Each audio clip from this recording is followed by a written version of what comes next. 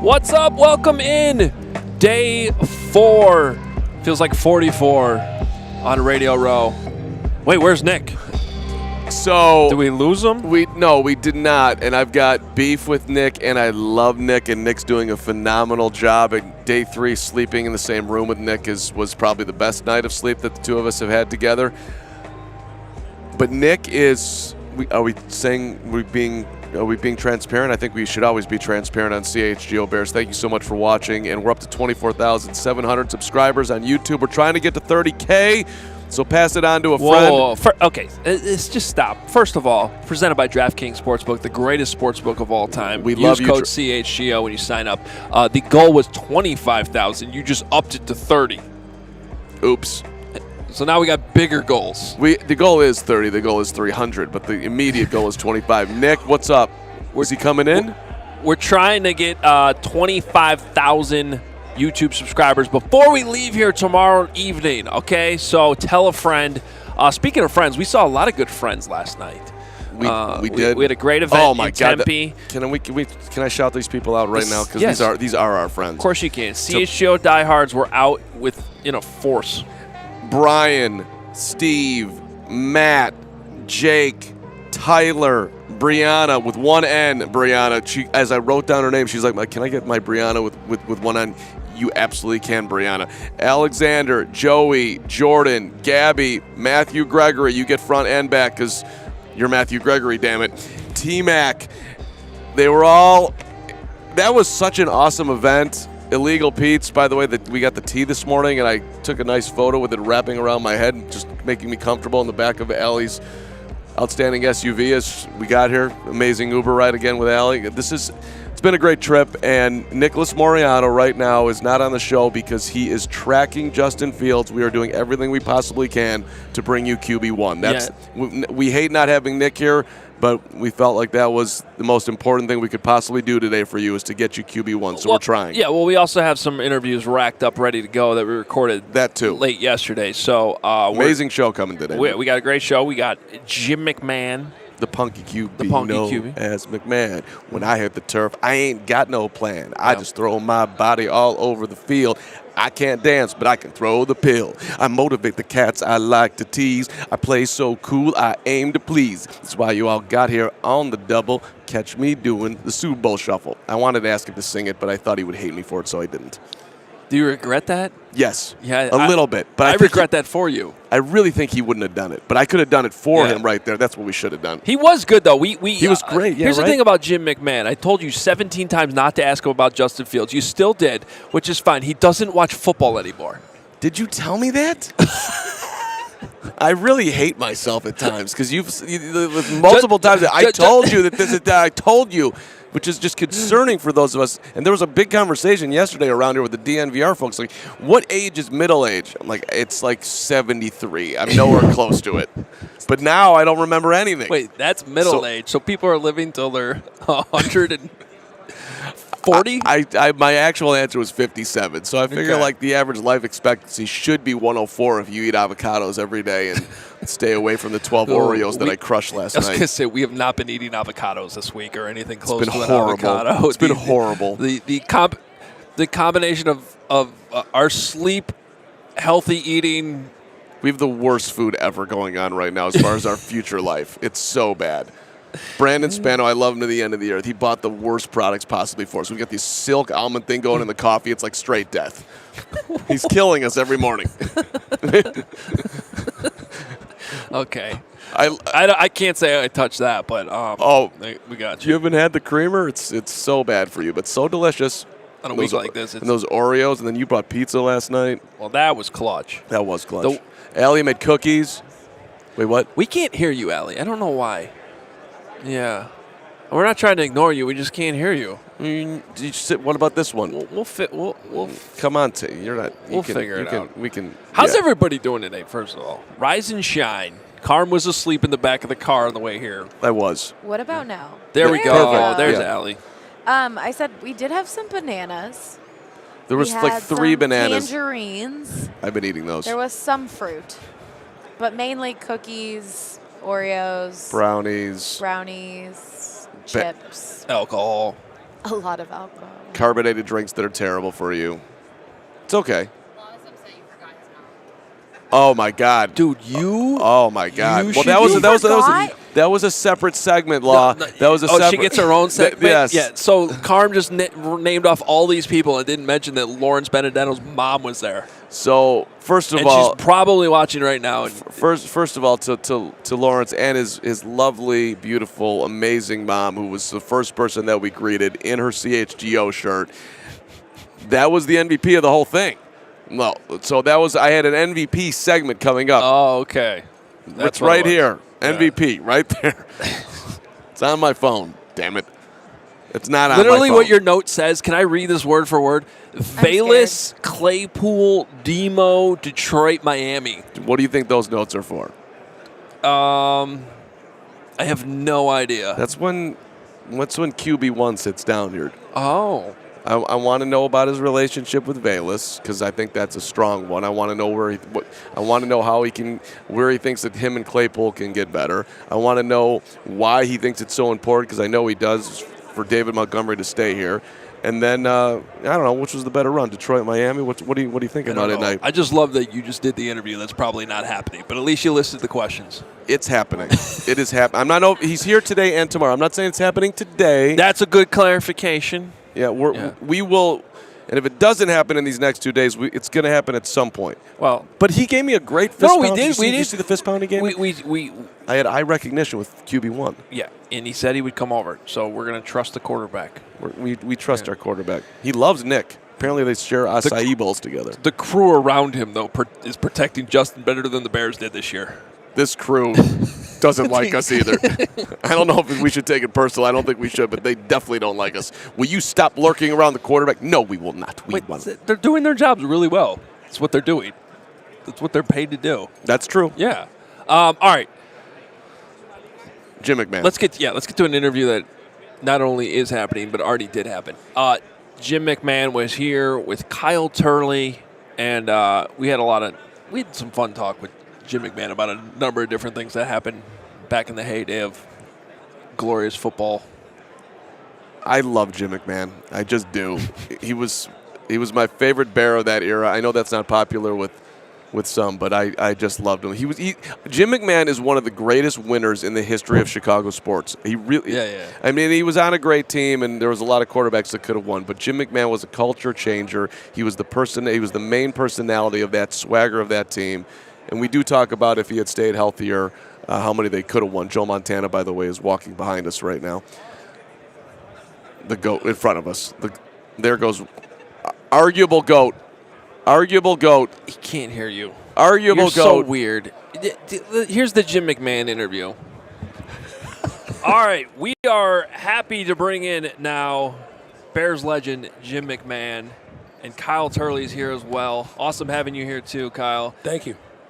What's it like hanging out with Jim McMahon? Here. Come on, the GOAT, bro. Yeah, he's even in a wheelchair, and everybody's going around, that's Jim McMahon, that's Jim McMahon, that's Jim McMahon. He's still hurt. Yeah, he's still alive. Now, I'm pretty sure they're just saying he's still alive. Well, I love that he just called you the GOAT because I think that, for me at least, that holds as far as pure winner, going to do whatever it takes on the field, and somebody that in the biggest moments is going to come through. I mean, that was you, Nine. That was you all day, so congrats. Well, thank you. I enjoyed my time. I enjoyed hanging out with my guys, especially my old linemen.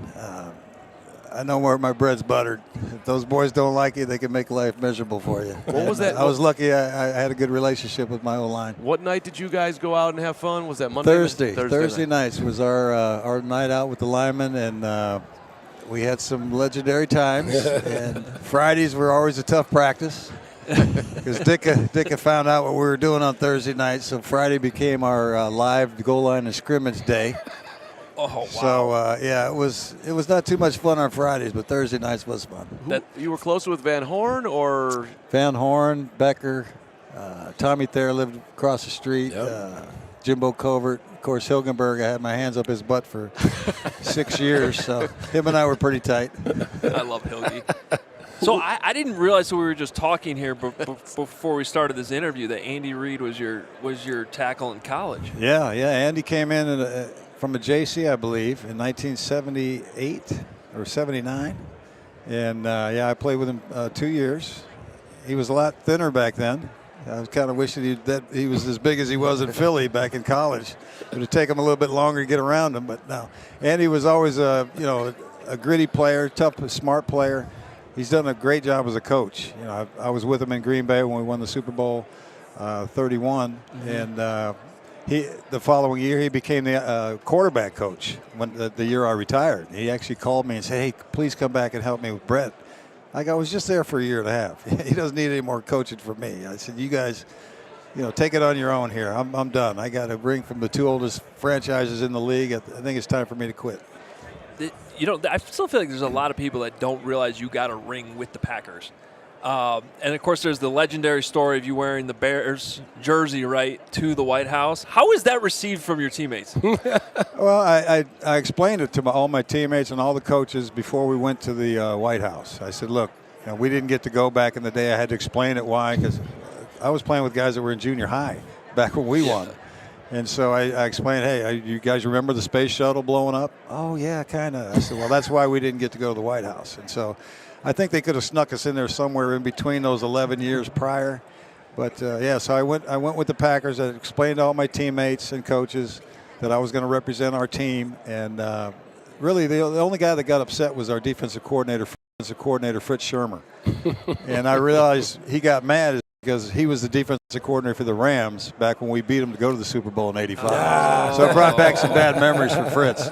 But everybody else was fine with it. Maybe a few Packer fans were upset, but I explained to them too. So if they're still pissed, that's their problem. Why don't we just stamp it one more time? First of all, Green Bay has no right to be mad. You were a Bear through and through. This was the after act. You're there to help them out. But come on, you were a part of the greatest team of all time. You feel that way to this day? No. On their best day. Well, I've said before I wouldn't hesitate to line up against anybody that's played this game with that team. Yeah. I mean, we not only did we have great players, we had a lot of great personalities, but we had a different scheme as well, and people had a tough time picking that up. Joe Gibbs was really the first coach that figured out how to beat us. Block 8 guys and run 2-man routes, and that's basically what they did. But it was a special team. Unfortunately, we only won once, but hell, we won a lot of ball games in that 5-year stretch. Top 3 all time in a 5-year stretch, that Bear team. And if you were on the field more, you feel like you would have been. I don't think there would have been a doubt. But I played as much as I could play. No doubt. I played a lot of times where I shouldn't have played, but my thing was if I can walk on the field, I'm going to play. And the guys around me knew that, and so they were always had my back. I mean, I remember I was 11 years old, I think, when you guys played the Raiders, and I think you lacerated your kidney in that game. It was one of the most physical NFL football games that, at least in my memory, that I've ever seen. It's pure violence. That was a brutal football game. There's no doubt about it. We knocked out, I think Mark Wilson was their starter first. We knocked him out, and then David Hum came in, and I don't think he ever played another down of football after that game. Mark was supposed to, or actually Ray Guy, they had warming up to come back in that game, and Ray said, I'm not going in there. they made Wilson go back and play because he saw everybody getting carted off. That was a tough, and that's where I tore the bottom part of my kidney off in that game too. So just the bottom part. Just the bottom part. Just the bottom. Yeah, it still works. The other half works. Yeah, the top part's more important. Yeah. Right. You guys, this is cool that you guys are working together because Kyle, this is the first time I'm ever meeting you, but I think of you in a similar way, just kind of a hard-nosed, edgy player. Like, I could see how you guys would hit it off with each other, and you've had a remarkable post-playing career, too. And you both have great memories at the Superdome, too. This plant brings a lot of people together. Yeah. That's right, man. That's what we're trying to do here. Yeah. So it's Revenant MJ. You guys are not just, advocates of cannabis, but trying to actively help other players who can benefit from this. You're also working with Edmund Britton, who I got to know covering the Bears. He was in Chicago. Bear. That's right. And he's been very, very vocal. I want to. It's like the second he stopped playing, I feel like he was all over this stuff. So tell us a little bit about what you guys are doing. Yeah, actually got the call from my agent. Eben and I have the same agent. He said, KT, I got a guy for you.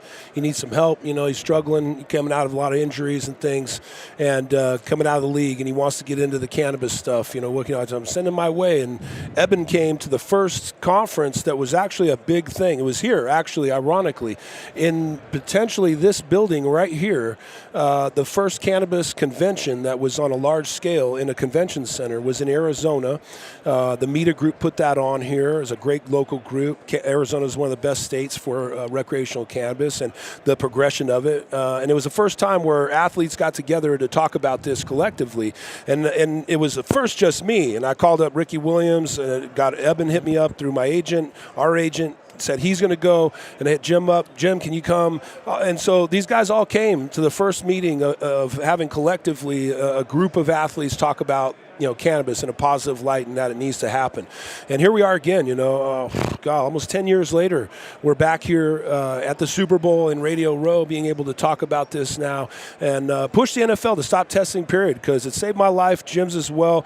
This is a real thing, and we have all the science now to talk about it as well, you know, that the cannabinoid system is the #1 regulatory system in the human body. Like, why didn't I know about that, right? These NFL doctors parade themselves as smart people. Why don't they know about that? You know, I had to give a whole full presentation to these guys in Marina Del Rey at the top of the Marriott Hotel. The entire medical staff of the NFL and all these guys, they invited these big companies that are publicly traded. And I was able to get in under the radar with my CBD company. And they were surprised when I show up. They thought it was some guy from a CBD company. And it was me. And I give a full PowerPoint presentation. After the end of it, they tell me I'm right, and it's going to take some time. And this is military doctors and all these people that are part of the NFL. And a very private thing. And they stopped now for 2 years now, haven't suspended a player for marijuana after that meeting. But they just put a thing in place where they're going to take up to 3 games pay if you test over 150 nanograms, you know, which is the IOC level, which Sha'Carri Richardson tested positive over. So you could have a game like the Super Bowl and have your starting quarterback test over 150 nanograms for marijuana, and now he can't play in the game. You know, that's ridiculous. We got to just stop this and end the testing altogether. Right, and back in the day, I mean, Jim, what would they give you after a game? Here, take my shoulder's killing me. Here, I mean, what were they? A horse needle and whatever else, right? They'll hand out as they many still pills. do that. Yeah, you can take as many pills as you want. You know, they're readily available, but they do nothing but mask pain. They don't do anything for your body. Whereas cannabis is actually, it's a neuroprotectant. It's an anti-inflammatory. It heals so many things in our bodies because we have receptors for it. We're supposed to be using this. Yeah, you guys are short on time, so you're getting out of here. But I gotta have Nine just talk about. Bears fans want to hear what you think of Justin Fields, what you're seeing so far 2 years in. Well, I've been saying this all morning. I don't watch much. I haven't. I think I might have seen him play a series. Okay. Fair enough. Yeah, I don't follow the game a hell of a lot. I just know he was a heck of a college player. He's got a lot of talent. He can run. I've seen him run. Hell, it'd be nice to have that kind of speed, but you shouldn't have to be running like that if you're a quarterback. Let me ask you a different way. How long did it take you to see the field to the level that you needed to see it to be successful, where you just felt like, I know exactly where my guys are? Well, that's all the coaching I had in college. I think I was way ahead of the game when I got to the pros because all I did in college was throw the ball. And most colleges at that time were handing the ball off. And you don't learn a whole lot as a quarterback if you turn your back to the line of scrimmage all the time, handing the ball off. You don't know what's going on over there. But I was able to get this coaching that I had at BYU where, you know, everything was second nature. I'd have to see seeing once, and I know what they're going to do. It was, to me, it was always very simple. They can always send one more than you can block, right? In theory, right? We call it having a hat on a hat. You get this guy's got this guy, and there's always one guy that you can't block. And if you can figure out who that is, it's like shooting fish in a barrel. And to me, it was never that hard. Because if the guy who's free is 8 yards deep, I'm not even worried about him. The ball's going to be gone. And then the Bears drafted you the greatest Bear quarterback of all time, in my opinion. And then George Halas told you that you were, what did he say about you? I was too short, had a bad eye, bad knee, that I probably should go to Canada. That was his first words to me. Come on, old man. You should be like, well, terrible draft pick then. What were you doing? Yeah, right? Yeah. And he already had a contract for me. And I'd been drafted 5 hours before. And I just saw one number. Yeah. And I rolled it up and I said, I ain't signing that. I threw it at him and I walked out. And that was my first meeting with Papa Bear. Wow. That's awesome. legendary. Crazy. But I ended up having to sign that thing I rolled up at him. He unwrinkled it. He unwrinkled it for me, and I had to sign that damn thing. Bud Light in the limo. Yeah, Bud Light in the limo. Bud Light in the That's limo. right. The first class of the Bear organization. Jim, it's always fun talking to you down here. Kyle, nice Yeah, meeting thank you. y'all so You much. guys Thanks keep, for having us. keep fighting the fight. NFL Yeah. will come around. Oh, yeah. RevenantMJ.com, RevenantMJ.com, recovery-focused company dedicated to serving those who are searching for the opportunity to address illness and injury through cannabis. Check it out, RevenantMJ.com. And we're going to have our golf event on Friday coming up. First annual, Anthem every Country Super Club. Bowl following. Full cannabis consumption, Full golf consumption. event. So if you don't know where Anthem is, just follow the cloud. Yeah, it'll be right up the hill. Yeah, see us. All right, guys, thanks so much. Thank y'all so All right, much. guys. Appreciate Thanks, you. Jaylon. Did anyone else notice just the way that Mark Carman was staring into the eyes of Jim McMahon during that interview? I don't know if I'll ever forget it myself, the punky QB coming in here. One of my childhood heroes, man. Yeah, I know. You got to stare into his eyes. Did you notice that yesterday, How about, staring into the eyes? first of all, hello, Nick. Welcome to the show. Oh, Nicholas Moreano. which we can't hear you. You can't hear me? No, I think you need to switch out that headset. Uh-oh. No, now you're good. We got you. now we got you. Now we got you. Hello, everybody. What's going on? Hi, buddy. What happened with you and Justin Fields? Let's cut right down to it. Well, for the past, maybe hour and a half, been trying to corral Justin Fields over to our awesome CHGO All-City Network booth, and we're still working on it. But Let's talk about the highlight of your quest. You had one moment where it seemed like things were really going in the right direction. yeah, I said, what's up to Justin Fields? He said, what was going on with me? And Was that the moment when he said he would come on the show?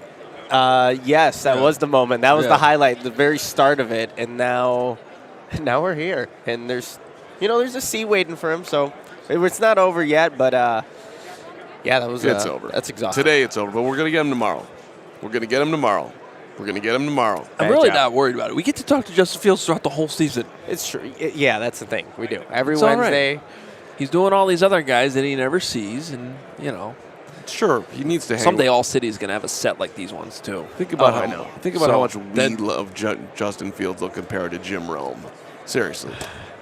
Well, yeah. And I'll say this about Justin. Like, as he's kind of walking through, people are asking for pictures, selfies. He stopped for every single one. I mean, dude is he's loved by everybody. And, you could definitely tell by everyone coming up to him and just, wanting to get to be with Justin. Yeah. And I would just like to, again, point out that Mark Carman said that, I got well, pounded let's by, not, yeah, by let's not. QB1. you That's what happened. That's what you said. He gave me a great dap. How's that? Is that better language? I have a new favorite. We're going to bring our Jaylon Johnson interview to you here in a second, too, but I have a new favorite moment of the entire week. And that was Mark Carman yelling, quote, arguable GOAT at Joe Montana as he was walking by. He is. He is an arguable GOAT. The media narrative. But who yells? Arguable GOAT. There he is. And I just went up to his team, who's also protecting him the way Fields is being protected. And I've talked to Montana many times. Like, Joe loves me.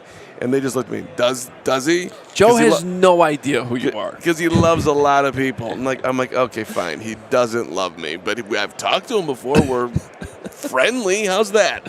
Can we get the GOAT on here? And then you're like, nobody cares about Joe Montana who's watching the show, basically. Which I don't think is completely true, but it's probably more true than not true. I'd love to know the percentage of people who watch this show who also watch Joe Montana's career. In the comments, 1 if you watched Montana, 2 if you have no idea who Montana is. I know we got 2. We got Papa Hoge and Lawrence's mom. Lawrence's mom has got it going on. We were singing that on the way back from the event last night. That's how much of an impact she. Yep. That's how much of an impact she made, Lawrence. That was, Can't believe you just sang that on the show. It sounded great. there, Mark. I thought it was pretty solid. I'm in a great mood, even though we didn't get Justin Fields, and we got this Jaylon Johnson thing. That was a good get. That was good. That was We so got Goodbye. Jaylon. Yes. We're going to get more today. It was so upsetting too. Look, nobody understands basketball anymore. I was on with our guy Parco yesterday. This dude is supposed to be some Michael Jordan fan. He's got Jordan. He's like, yeah, if LeBron played for the Bulls in those 6 years, they would have won every one of those championships. I nearly had a heart attack. Who would ever say such a thing?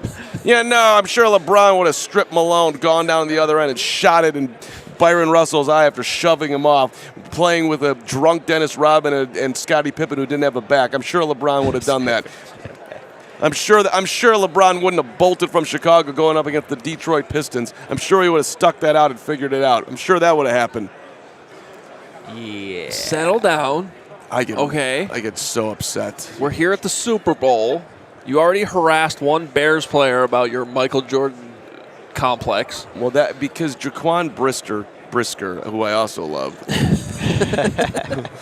he tweeted out. We'll set this up, okay? Okay. First, we got. Don't forget. This is sad. The biggest Sunday in sports is coming up, which I've actually forgotten like 17 times this week because it doesn't feel like it. But there is a game on Sunday. DraftKings Sportsbook, an official sports betting partner of Super Bowl 57, has all the Super Bowl action you need. New customers can bet just $5 and get $200 in bonus bets instantly. Plus, all customers can get in on the Super Bowl 57 excitement with DraftKings Happy Hour Super Boost. Check the DraftKings Sportsbook app every day between 6 and 9 p.m. Eastern, 5 to 8 Central Time to see what prop bet will be boosted. Download the DraftKings Sportsbook app. Use code CHGO. New customers can bet $5 on Super Bowl 57 to get $200 in bonus bets instantly only at DraftKings Sportsbook with code CHGO. Minimum age and eligibility restrictions apply. See show notes for details. So yesterday, Jaylon Johnson was walking around here, Bears cornerback. Was very, what? Doesn't Nick have to tell you something or no? Probably. Oh, yeah. About our friends, FOCO Chicago. You already got the best coverage for your favorite teams. So get fitted out in the best sports gear around. FOCO's got you covered from Soldier Field to the front room. FOCO. North or south side with FOCO. hoodies, slippers, signs, and bobbleheads, and everything in between. So you can get decked out like Damar with apparel from the leader in sports merch and collectibles, FOCO. And if you're looking for the perfect gift for the football fan in your life, FOCO's got you covered with hoodies to fight that Lake Michigan breeze. Check out FOCO.com or click the link in the description below for all non-presale items. Use the promo code CHGO for 10% off. And I'd like to say that our interview that we had with Gracie Hunt, Clark Hunt's daughter, who's doing great work with Special Olympics. Would you like to yell anything at Bruce Arians walking by right now? She is a big FOCO supporter. You should have been the Bears head coach, Bruce. That was the worst job in the history of the Bears. Come be our coach now. No disrespect to Flus. How did we not hire you? Seriously. That's hilarious. I don't think Bruce is hearing any of this, but, No, the but the people around him definitely heard that, are. which is great. Bruce Arians. What were you saying about? Yeah, no, we don't want him. What were you saying about? This show is unbelievable. This entire hour is just going to be people walking by and Carm yelling things at them. Frank Caliendo. I mean, yes. Yes, we do. Right now. Oh. No? What happened? Which one are we talking about? Yeah, we'd kill for Bruce Arians. Absolutely, Michaela. Yeah. But 1,000%. What were you saying about? Were you talking about Gracie Hunt? She's a big FOCO supporter. Oh, okay. Her gear. That's what it was. Yeah. Yeah. I gotcha. Yeah. So that was Interesting. I think we might be getting Bruce Arians, by the way. You are way too confident in these people that just blatantly lie to you over and over again the entire week. Well, have you not learned anything in how many years you've been the Radio Row? Michaela just got a nod of a yes, and now they're going to come through. They're going to come through. That's how easy it is? Why didn't that work for Justin Fields? Well, because God, it just feels so. I'm so sorry. I messed up, Bears fans. Bad job. Nick, you're beating Nick. I feel like we need a halftime speech. I feel like Nick's down like 24/7. We got to bring him back in. We got to understand there's still a second half to be played tomorrow. Listen, just because the show is a little bit wild today, let's just do this now. You cannot beat yourself up for Justin Fields. You're doing great work. We're going to get him. What you can beat yourself up for is when your teammate leaves the Vinatieri interview and is very motivated to take the kids to school. You got to give him the space rather than coming right back after him and sitting down right in the next stall after you're sleeping next to that guy in a bedroom. Me and Nick are way too close this week. Not only are we sleeping together, we're going to the bathroom together, and not number one. Me and Nick are we are. Wait, what? Nick came down. I was by myself in a peaceful moment after the Wait, Vinatieri. time out. When Jim McMahon and Kyle Turley were here yesterday, did they leave you something that you're... People are asking that in the comments. You're just off the rails right now. I wish Harassing Joe Montana and Bruce Arians. Nick yeah, and I would like to say we have a timestamp that just says Carm's yelling. I don't want to yell. I'm just saying that Nick and I have gotten way too personal this week, and It sounds like it. I mean, it definitely sounds like it. I've heard all the sounds now. Yeah. I'm ready to go home. Emma's really gonna hear. Next timestamp is Carm and Nick's bromance. Oh. I mean, It's a solid bro. It's a solid bro. I There's something special. I have been Yeah. in 3-year dating relationships where I didn't know somebody as well as I know Nick at this point. I'm not even kidding. Bruce is going that way. No, Yeah. Michaela's following Bruce around? Maybe? No? I don't know what's happening. They're coming around? Is he coming now, or should we go to our next interview? Gotcha. Okay, that's what I wanted to clarify. Okay, we may have Bruce Arians on by the time the show's over. Who knows? We could then harass him about why the Bears hired Mark Trestman instead. We hired Mark Trestman. That definitely happened. Okay, Jaylon. a player we did talk to that, again, has already happened, is in the books and was actually very entertaining until, again, Mark decided to harass him about Well, something. this actually is Hoge did a great job here getting some real news. Yes, because we talked a little bit about contract extension and that possibility. So it's all in here. So here is our we just tracked him down kind of standing up on the side yesterday in our conversation with Bears cornerback Jaylon Johnson. This is what happens when we're just walking around Radio Row. We found our guy Jaylon Johnson, Bears cornerback. Yes, sir. How's it been going here? Oh, good. Just getting started. Yeah. Just getting started. Yes, sir. I'm going to create a fight right now. See, some people say that you don't take the ball away enough for the Bears to love you like they need to love you, and I'm like, is that fair? Because I don't think that's fair. I think it's very clear that they don't come your way. You're doing everything you can. I don't think you need to take the ball away to prove what Jaylon Johnson does. That's my fight. I think you've proven enough, but maybe you think it's fair. So are we saying like that I don't turn the ball over enough, or my worth is in turning the ball over? That your worth will be greatly enhanced if you turn the ball over, and maybe the Bears won't give you the money that somebody else would give you because you don't. Sort of like what happened with Roquan, where they didn't value him and he ended up playing elsewhere, which I don't think was necessarily the best thing. But time will tell on that. That's, Right. It certainly impacted you guys. I mean, honestly, I feel like for me, it's bigger than just taking the ball away. I feel like you can always add that to the game. I feel like that's a very important element to it. But I feel like there are certain things that you can't put a value on. And I feel like at the end of the day, whether I get interceptions or not, I feel like being a lockdown corner is something that is coveted in this league. And I feel like this league is only getting more talented. Quarterbacks are only getting better. Receivers are only getting better. So I feel like, you can turn the ball over, but if you're giving up touchdowns, you're giving up 100-yard games week after week, it's like I don't think there's true value in that. I feel like you got to be able to do your job and stop people from catching the ball. And I feel like I do that well, and I've done that for my years and my time being in the league. So, I mean, I feel like there's even a value of my presence on the team in the locker room. I feel like you can't put a monetary value on that. So, I mean, I feel like I'm not concerned of who thinks my value is what. I feel like all I need is a few people to believe in me, and other than that, I feel like that's about it. That's the catch-22 about being a cornerback, though, because like you want to be so good that they don't even throw the ball your way. Right. But then if they do that, you can't get an interception. For sure. So I mean, For sure. So what's better, like if you come out of the game with two picks, or they don't even throw one target your way? I mean, how many catches I give up with 2 picks? That's a good point. That's a good point. So I feel like honestly it just really depends. I feel like if you get 2 picks and you win the game, I feel like you had a good game. I feel like you impacted the game. But if you get 2 picks and your team's not winning, then Wait, it's so you had that game against A.J. Brown this year, Right. and he's here obviously with the Eagles in the Super Bowl. But like he got his stats in that game, but I still remember like Jaylon played great that game. sure. Is that how you looked at it? 100%. I mean, I had 13 targets. So I mean, I don't know too many other corners in the league that had 13 targets and one guy against arguably a top 5, top 10 wide receiver and the best offense in the league and a Super Bowl team. I mean, I don't think too many people have had that, and I feel like for me too, I'm not a corner that's scared of people. I'm not a corner that don't believe in themselves. So I mean, I get up and challenge every play. So I mean, for that matchup, I feel like I did really good. And I mean, looking at it statistically, I won more than I lost. So I mean, I'm not really concern me. He's a great player, great quarterback. I mean, they made some plays for sure. They're going to do that. That's part of the game. That's part of playing corner. But I definitely know that I did a lot. I did a lot in that game to earn a lot of respect. And I feel like at the end of the day, that's what I play the game for is pride and respect. Jaylon, how are you feeling about the secondary?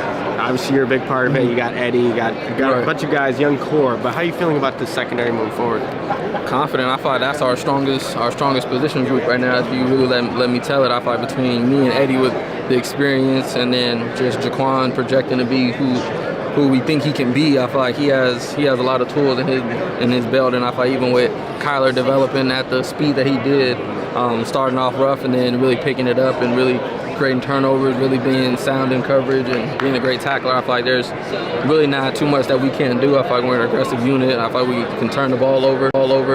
I feel like we all do different things at the end of the day too, so I feel like we can definitely complement each other really well. Do you expect ultimately to get paid by the Bears? How are you looking at that part of what's coming? As an expectation, I mean, I hope so. At the end of the day, that's just, but I mean, it's a business too, so I mean, I understand that aspect of it, but definitely want to be in Chicago, definitely want to open up that talk, to open up that door of being extended, but I feel like at the end of the day too, the numbers have to be the right thing, the opportunities have to be the right way, so I mean, really for me, not pressing it, just accepting what is, and then also knowing my value, knowing my worth, but at the end of the day too, my job is to play football, so regardless of contract or not, I'm going to give the team everything I got and then just continue to move on with my future. So it sounds like those discussions haven't started yet. I didn't say that. Oh, okay. Okay. That's why I was clarifying. All good. So they have started at least a little bit. Yeah, for sure. For sure. It's definitely conversation. And in a perfect world, would you like that ideally figured out before you go into the last year of your rookie deal? Oh, 100%. I thought that's always the goal, to try to restructure after 3 years, and I feel like I have a good enough body of work to, I feel like, for at least for that to be a negotiation. And I feel like at the end of the day, if the number's right, the number's right. And if it's not, just really continue to move forward from there. But I mean, I'm not pressing anything. I'm not desperate for anything. At the end of the day, I feel like I know who I am. I know my trajectory in this league. So, I mean, I would love to stay in Chicago, love to get that extension, and I thought that'll be the best thing for me. But if it doesn't happen, I'm also not in a hole either. So we're in the offseason. It's supposed to be fun, and we're hitting over the head on everything here, Bears. So I want you to chill too. But I got to go with your guy, Jaquan Brisker. You just mentioned. He's on Twitter last night talking about how LeBron's the GOAT. No question. What are you saying? Oh, come on. It's MJ. Do we not understand? You need a bucket. You're giving it to Mike. No. Are we talking about who's the better player, better scorer? Better player, better scorer, better. You can't put those in the same thing. Of course, you go want a bucket, you'll go MJ, you can go Kobe, you can go Steph, you can go KD, you can go a lot of players. If we're talking about elite scorers, but are we talking about the best player? Yeah, we are. There's no question. What stats do you have on Jordan though? You can't hold on. Mike was the leading scorer in the league. He was the defensive player of the year. He was 6-0 in the finals. He averaged 37 points a game. He had the 200 steals, 100 blocks. He did them back-to-back years. No guards ever do that. The only guys that do that are Akeem Olajuwon. So now say LeBron James stats. Okay, right. So his number ones and his number twos, and who haven't done what he's done. No. Say that part. So okay. Okay, let's go to that part. You didn't have those ones ready, did you? No. He didn't want to think. He want to talk about those ones. But we're talking about it.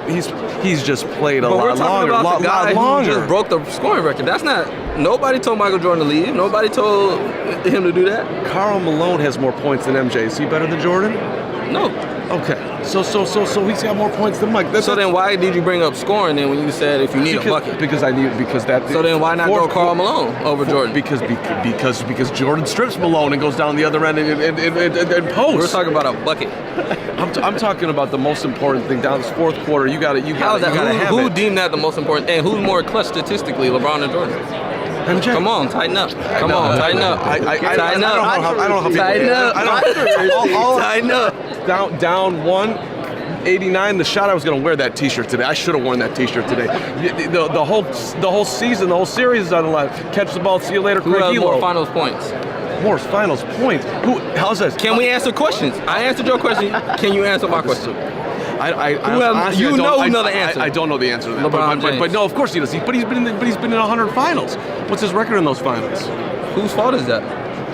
Oh, well, I don't know. When you're up 2 games to 1 on the Mavericks, they lost to the Mavs.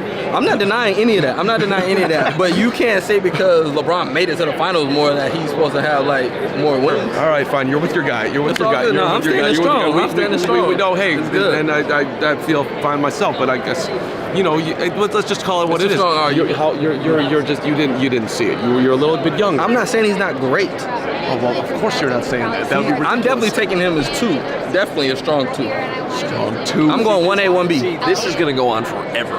Jalen, we appreciate you being here, man. It's good seeing you. Hey, good luck. Get that deal. Good luck. Oh, yes, sir. You had to play the age card on him at the end. It was a little bit lame, but I have to say, I just don't think that anybody who saw Jordan would say such a thing if you saw the 80s Jordan. But in some of these, in Jalen's case, he didn't see 90s Jordan. You didn't see him. You wear his shoes every day. No, true. but here's the thing, and one guy, Nick Wright, saw Jordan. He didn't see 80s Jordan, and he's also We might talk to Nick today. Love Nick, one of my best friends. Stayed in his house for a month. Has done a lot for me in media and professionally, all of it. You might actually. Nick is strategic. Okay, but what I was going to say is for someone, I agree with you. You know that. Why do you keep taking so many L's in this argument? I mean, Jaylon owns you. Oh, easy. Now, hold on. Chat, did I get owned? I don't think I got owned. We'll make it a poll. I did not get owned. That is not true. Well, no, here's where he owned you, because you had MJ's resume memorized. Yeah, that was incredibly impressive, by the way. You rattled off you obviously you have this argument in the mirror at least 3 times every day. I'm pretty sure. I literally woke up in the middle of the night last night angry about this. For real. But go ahead. That I believe. Yes. No, it's true. And this morning, when you guys were talking about something, that was in my head. I don't know why. Was it this argument that woke you up? Was it Nick? Was it Spano yelling?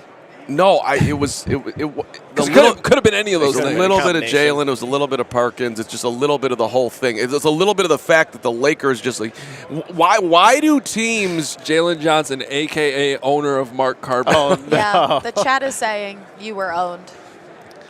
That's messed up, Chad. Where's the loss?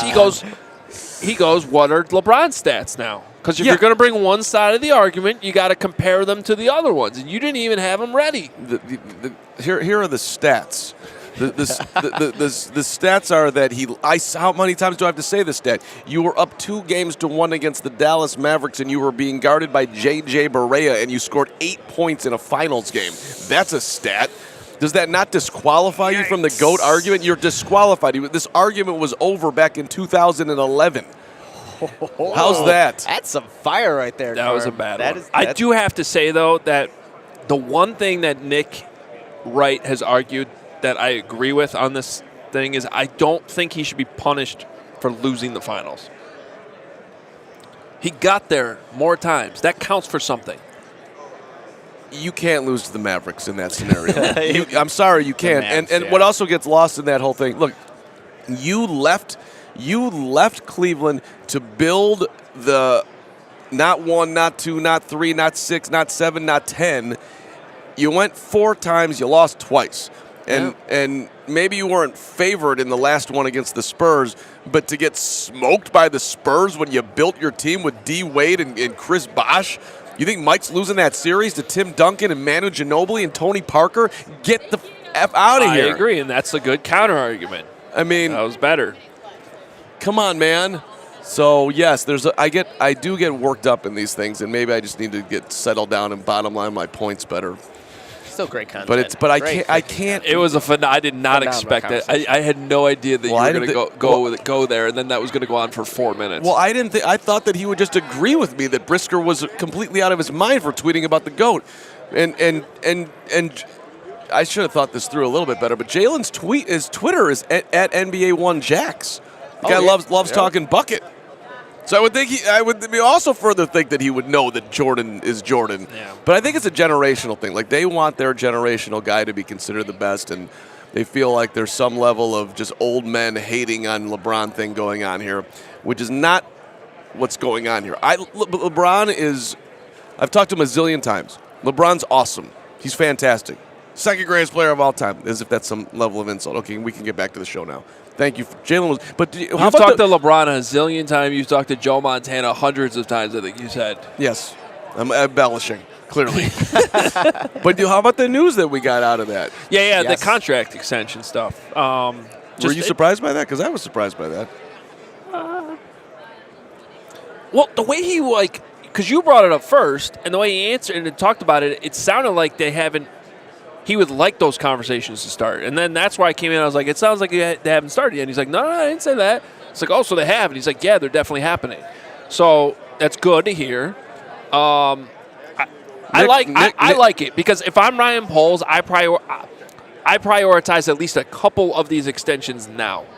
Yeah, and he said, too, like, the goal is always to try and restructure after 3 years, and feels like he's played good enough, put a good enough body of work for that to happen. And I think the big thing, too, you guys, and Matty Reflus has talked about this, it's ball production. It's those turnovers. That's the one thing when you look at Jaylon Johnson's resume, it's not necessarily there. 1 interception in 3 years, doesn't force fumbles. But, again, teams got to throw his way in the first place, too, so he doesn't get as many opportunities. No. Frank Caliendo's right in front of us right now. I'm distracted. Nick wrote a great piece on this at allchgo.com. Would you like to harass him about something? I would. Chicago, Frank. Chicago. We're live. Let's do it. Oh, it's happening. It's happening. I think it's happening. We're going to get Caliendo. You want a Caliendo bad. Over there is the closest answer. We're getting Frank Caliendo. Michaela's the MVP. Michaela's been the most.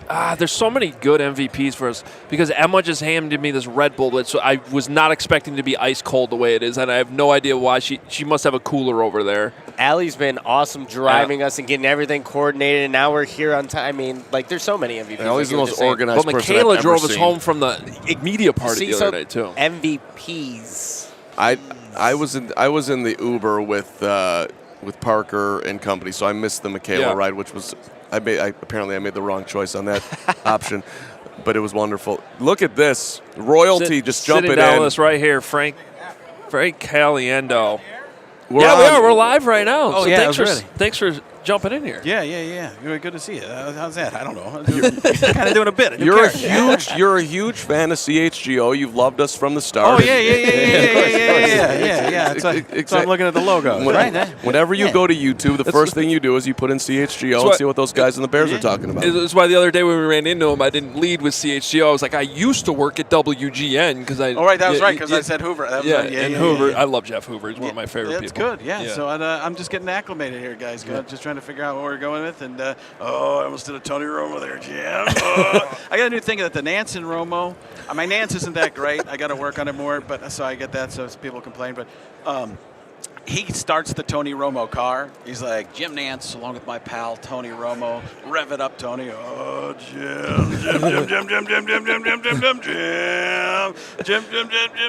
Oh, it's like a car going 0 to 60 on a highway where a car is going 0 to 60 really fast. That's so good. I think the Nance is probably. Yeah, go ahead. Well, I have a serious question about the broadcasters you do because my favorite is your Madden Summerall. I hate it. You hate it? No, Why? I'm just doing that. I'm just trying to go the opposite Oh, way. okay, fair. But I do have a serious question on this because, like, I feel like do you have to phase that out a little bit? Because I did. I had it out completely, and then people loved it on the internet because they did a voiceover for a viral video, and they're like, "This is genius." I'm like, "This feels old to me, but whatever. If people like it." Well, the one you did was there's two I remember specifically. One was the cat falling. Oh yeah. Out of the stands, right? It might have been. I don't know. I thought you did, and then I could have been. And then there was one after the Chiefs won the Super Bowl. Right, there was a cat falling from the high. Yeah, that was. There were a couple different Patrick Mahomes ones that I did. Yeah. And those went pretty big. Yeah. But I don't remember anything I do. If you had it, play it back. Play it back. Can you do a little Summerall Madden Bears 85? Yeah, I mean, you look at. These guys. When they weren't shuffling, the shuffling crew doing it for us. They're doing it. We're not doing this to be greedy. The Bears are doing this to feed the needy. That's right, John. The Super Bowl shuffle, the fridge. You're looking at the fridge, and I'm a rookie. I may be large, but I'm no dumb cookie. I mean, who comes up with these amazing lyrics? I did not expect two people on the show today to do the Super Bowl shuffle. He did yeah, the whole thing earlier. We had could Jim do half McMahon of it. on. Oh, that really? Yeah. Yeah, I'll do it as John C. Reilly. I'm the punky QB known as McMahon. When I hit the turf, I got no plan. I throw my body all over the field. I can't dance, but I can throw the field. Yeah. So good. He motivates the cats he likes to tease. It was supposed to be amazing. Yeah, that was the era, right? Yeah, because I'm from Elmwood Park originally. Right. So I was born in Elmwood Park, grew up in Milwaukee area. But yeah, the Green Bay Packers, they had a 8 by 12 Packers poster that my uncle bought, or not Bears poster that my uncle bought using like his cigarette turn-in miles at the time. That's how far different advertising has gone. So cigarette turn-in miles. Yeah, whatever those things are called, like that. Like you smoke a bunch, you use the proof of purchase things.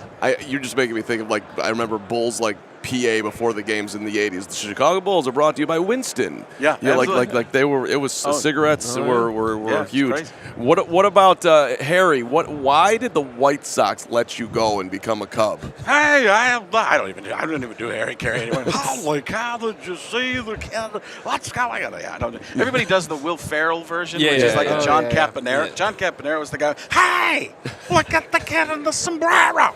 That was John Campanera who did that first. All right, back in the day. Yeah. So, what's been your highlight Super Bowl media week? Frank Caliendo, you're a star moment. Is it something? No, I don't have any of those. I just show my son around and have him meet some people, and that's about it. That's all. I got a couple of people I do some interviews with, and I try to get out of here as fast as possible. Yeah, that's my whole thing. Is just do it. Let all the current superstars do their thing, and I'll just watch from afar. Who's your son been most excited to meet so far? That's a good question. Let's see. Listen, he's met a lot of great people along the way. I think just seeing some people, it was pretty cool. Jamar Chase walked by the other day. That was cool. I'm trying to think. I'm not sure if we've actually met a bunch of people. I don't know. We'd have to do a list. We just saw Bruce Arians walk by. That's what I'm talking about, Daddy. Make it happen. Was BA here? He just walked by, and he immediately started harassing him about not becoming the Bears coach in 2012. It wasn't his fault. They should have given it to him, but they did. Happen? Well, you got a little drink with a cube in it, and make it happen, man. Win or lose, we booze, baby. That's exactly right. I did his a charity event for him. It was during the pandemic stuff. It was online, and it was me, him, Rich Eisen, and I had this giant glass as a fake prop to be silly, and Bruce's was bigger. Like his real glass was bigger. I was like, come on, you can't. The real thing can't be bigger than the prop. Well, that is one of my favorite things you've done is the Instagram video where it's cut with a bunch of coaches. Oh, and right. Belichick's in schedule. it. Yeah. That thing. Yeah. Let's just take a look at that. Yeah, he's never excited about anything. Yeah. All right, that's all I got, guys. All right, we got one more because we got a live chat going and they want to hear Mahomes a little bit. That's what I mean. I think that's the thing. When you go for Patrick Mahomes, it's in here. Patrick Mahomes, John C. Reilly's right here. This voice right here. And then when you do that, then you add a little bit of Fozzie Bear. Waka, waka, waka. And in the middle is Patrick Mahomes. Yeah, well, I mean. He starts everything with, yeah, well, I mean. That's what it is. So. When did you know you had this talent? I'm still trying to figure it out. It's an unbelievable run. Congratulations. All right, thanks. Thank you so much for being here. Appreciate you so much. Thanks, Rack Frank. me, I am out. Nice job. Thank you, Frank. Great segment. Appreciate you, Frank. Frank Caliendo. That was awesome. That was our amazing. guy. Thank you so much. Chicago. Little Elmwood Park. Little the Jim Blues Brothers. Little Jim Rome there at the end too. Yeah, which is good. He just turned it on too. You asked him to do, and it's just right there. It's amazing. He was just looking at us like, okay, you guys got nothing. We got to get out of here.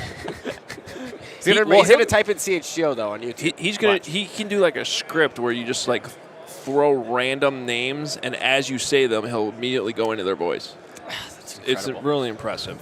All right, to be that talented, right? Right. Yeah, I think we gotta talk about our friends at Game Time. Let's do it. Before we keep going, because Game Time is the hottest new ticketing site. Makes it easier than ever to score the best deals on tickets, sports, concerts, and shows. Maybe even a Frank Caliendo show sometime. Ever dreamed of sitting in a seat you never thought you could? 50-yard line, courtside behind home plate, floor seats in a concert's possible with the Game Time app. The biggest last-minute price drops can be found on the seats you thought you could never buy. You won't find a better deal this season. It's created by the fans, for the fans, guarantees the lowest price. If you love CHGO, you love Game Time, the best way to support us is by buying your tickets through the link in the description. Join over 50 million people have downloaded the Game Time app. Score the best seats to all your favorite events.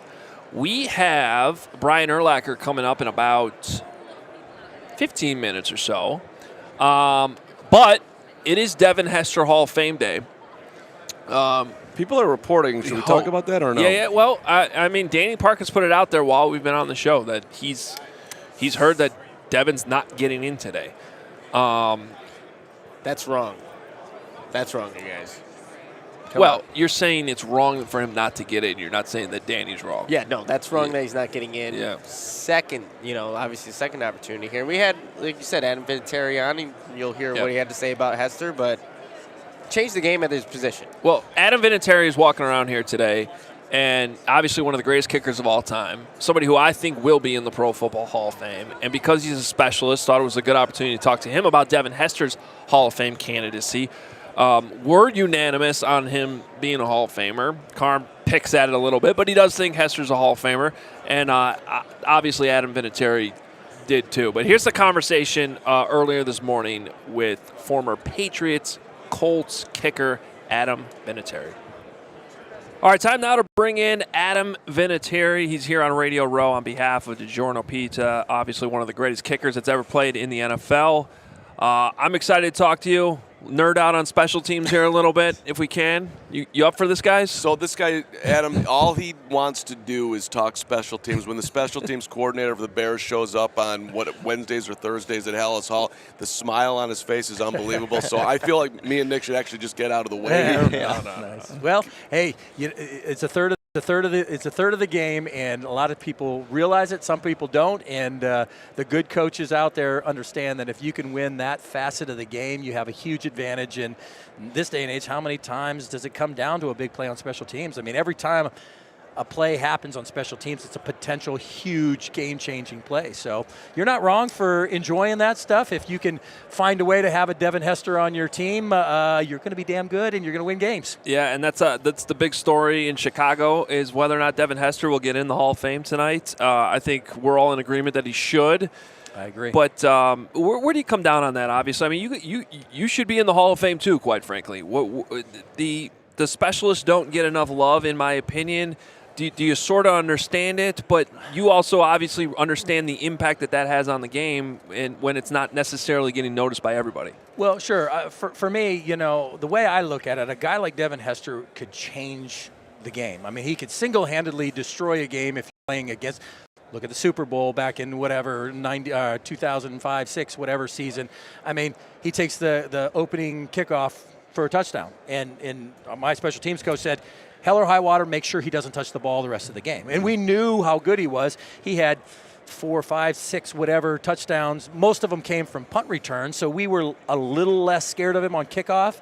But when he did that, we broke the sword. We said, no more. Like, don't let him ruin the game for us. And we kept the ball away from him the rest of the game, and that really made a difference. So when you got a guy that's that dynamic, that can physically ruin or win the game for you, in my mind, he's the best to ever do it by far, and there's been some great ones out there. Don't get me wrong, but Devin was a different kind of guy. So if I had a vote, I don't have a vote, but he definitely would be in. So I've nitpicked the argument. You played with Brady. You played with Manning. I'm like, first ballot. That's that dude.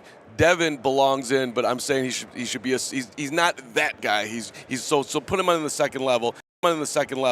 People Bears fans hate me for it, but I think that feels like more right to me, considering everything that you boil into it. Well, and I look at it this way too. It's so damn hard to get into the Hall of Fame. I mean, everybody that's eligible, when they give you the list and the last 15 guys, every single one of those guys deservedly should be in it. So to be a first ballot, you've got to be a guy that's just the elite of the elite. That's crazy. Okay. I think Devin is the elite of returners. But if you say, well, he doesn't make the same impact as Tom Brady. Okay, I guess I can sort of agree. Yeah, I can agree with you on that. But does he make as big of an impact as the receiver that makes it to the Hall of Fame and the first ballot or this or that? It's an argument that I don't know how we win that, or if there's a winning in that argument. I don't know. But as far as I'm concerned, if he didn't make it as a first ballot, or a second, he deserves to be in the Hall of Fame. Yeah. I don't care if it's first year, fifth year, he definitely deserves to be there. And we all agree on that. Adam, what do you remember, though, about that kickoff? And then when you see Devin Hester break that first wave and get out to the right sideline, what do you remember about that? I remember running and diving and trying to get him and going and laying on the ground going, damn it, that's not the way I wanted the first 10 seconds of the Super Bowl to go, So, you hate to give a team a 7-point advantage to start the game off. But like I said, at that point, we said, I felt and our team kind of felt like on paper we probably were a little bit better than Chicago. Don't let Devin ruin the game for us. And like I said, at that, we didn't hit him a ball again and then kind of took him out of the game a little bit. And then the momentum swung back to our side. So Tony Dungy's talked about that before, actually many times, and he said the plan all week was not to kick to him, and then something happened the night before and he changed his mind. Well, he remembers it better than I do. Okay. I remember us talking about we're not going to punt the ball to him. We're going to try to kick it out of bounds and stuff. But as far as kickoff is concerned, we thought we could kick it to a corner. Take the coverage in, kind of overload the coverage to that direction, and we thought we could handle him. Well, we were wrong. He's just a dynamic kind of player, and after that we said no more. And I remember my special teams coach said, I don't care where he stands, I don't care where he lines up. If he lines up on this side, kick it to the other side. If he lands up in the middle, kick it short, kick it long. He said, I don't care what their field position is, just don't let him get the ball in his hand. And just for the record, I mean, I don't know how well this is translating on video, and people just probably know, but you're ripped.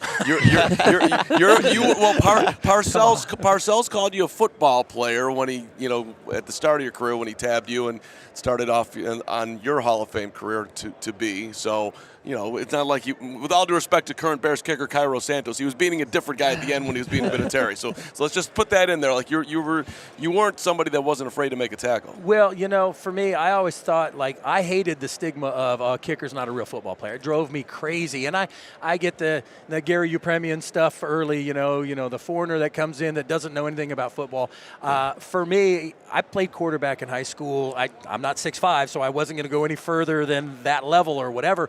But I always looked at it listen, everybody on this team has their role to play. But for me, I always wanted to say, if I can make a tackle or if I can just do a little bit, if I'm working out in the weight room and busting my butt to make the running back or the receiver that's working out with me lift a little bit harder because they didn't want to be outdone by the kicker, I'm not only making myself better, but I'm raising the level, and they hated it. I mean, I was a fairly decent, strong, whatever, and it was always competitive. And that's, I guess McAfee said it really well. He's like, you're the most competitive dude I've ever met in my life. And I didn't like to be outdone by anybody else. Now, granted, there's guys that are way faster and stronger and jump higher and run, I understand all that, but it's not going to be a lack of effort from me. And I always wanted those guys to know I'm not going to make every kick. I might miss one at the wrong time that's going to make a big outcome, but I wanted them to also look at me and go, it's not because he's over there playing grab ass or doing something else. He's in the weight room. He's running. He does all the stuff that we're supposed to do, so I wanted them to know that I was just as committed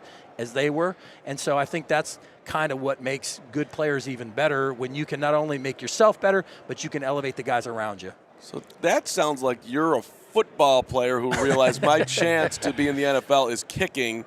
So it's not something that came natural to you. You almost had to learn it. Is that fair? I always say I didn't choose kicking. Kicking chose me. I excelled at it when I was younger, but I realized that I had limitations like everybody. All right, for the rest of that interview with Adam Vinatieri, who I think this guy overlapped with in Indianapolis, at least a little bit. You can check out the rest of that on our YouTube channel. We cut out of it because we have Bruce Arians sitting with us here on CHGO. You walked by earlier, and his mind immediately jogged to how you should have been the Bears head coach in 2012. I can't blame him. I thought I was, but it didn't happen. What did happen? Will you tell us? Is it true that you were in a hotel down the street? Yeah, I was there till 3 in the morning. I got the call at 3 in the morning that they were going to go with Mark. So you're good. I was supposed to have 6 more interviews. They all dropped me. Oh, man. I ended up in Arizona. Thank God for Michael. Michael Bidwell gave me a shot. Yeah, and it worked out pretty well for you. So you thought that you were going to be the head coach of the Chicago Bears? Yeah, they put the paperwork in first, so I gave them the first interview, and I thought it went great, but it just didn't happen. Yeah. How often do you get a chance to hire the reigning NFL Coach of the Year? And that's a very unique position you were in. But I was 60. I think it scared everybody. So they didn't know really what they were getting. they knew as a coach, but not as a person. So I don't know. It never happened. Most coordinators who win a Super Bowl in a last-minute drive get to be head coach. Never got a phone call, so I figure it was never in the cards. Well, it worked out. You had a good run in Arizona, and then obviously in Tampa you get the Super Bowl ring. So it worked out great. It always works out great. So you didn't sweat it afterwards, or did it take a couple minutes to get through that one? Like, man, I thought I was going to be the head coach of the Chicago Bears, which I guess it's been since '85, but it's the Chicago Bears. That would have been sweet. It was shocking. And then, again, I wasn't going to take the interview in Arizona because Kenny Wisdom was a dear friend. We'd worked together at the Steelers. He just got let go. So it's like his town. But I called Kenny, and he said, no, come in for the interview, you and Michael, and then Michael ended up hiring me. One of the books that sits on my bookshelf is The Quarterback Whisperer.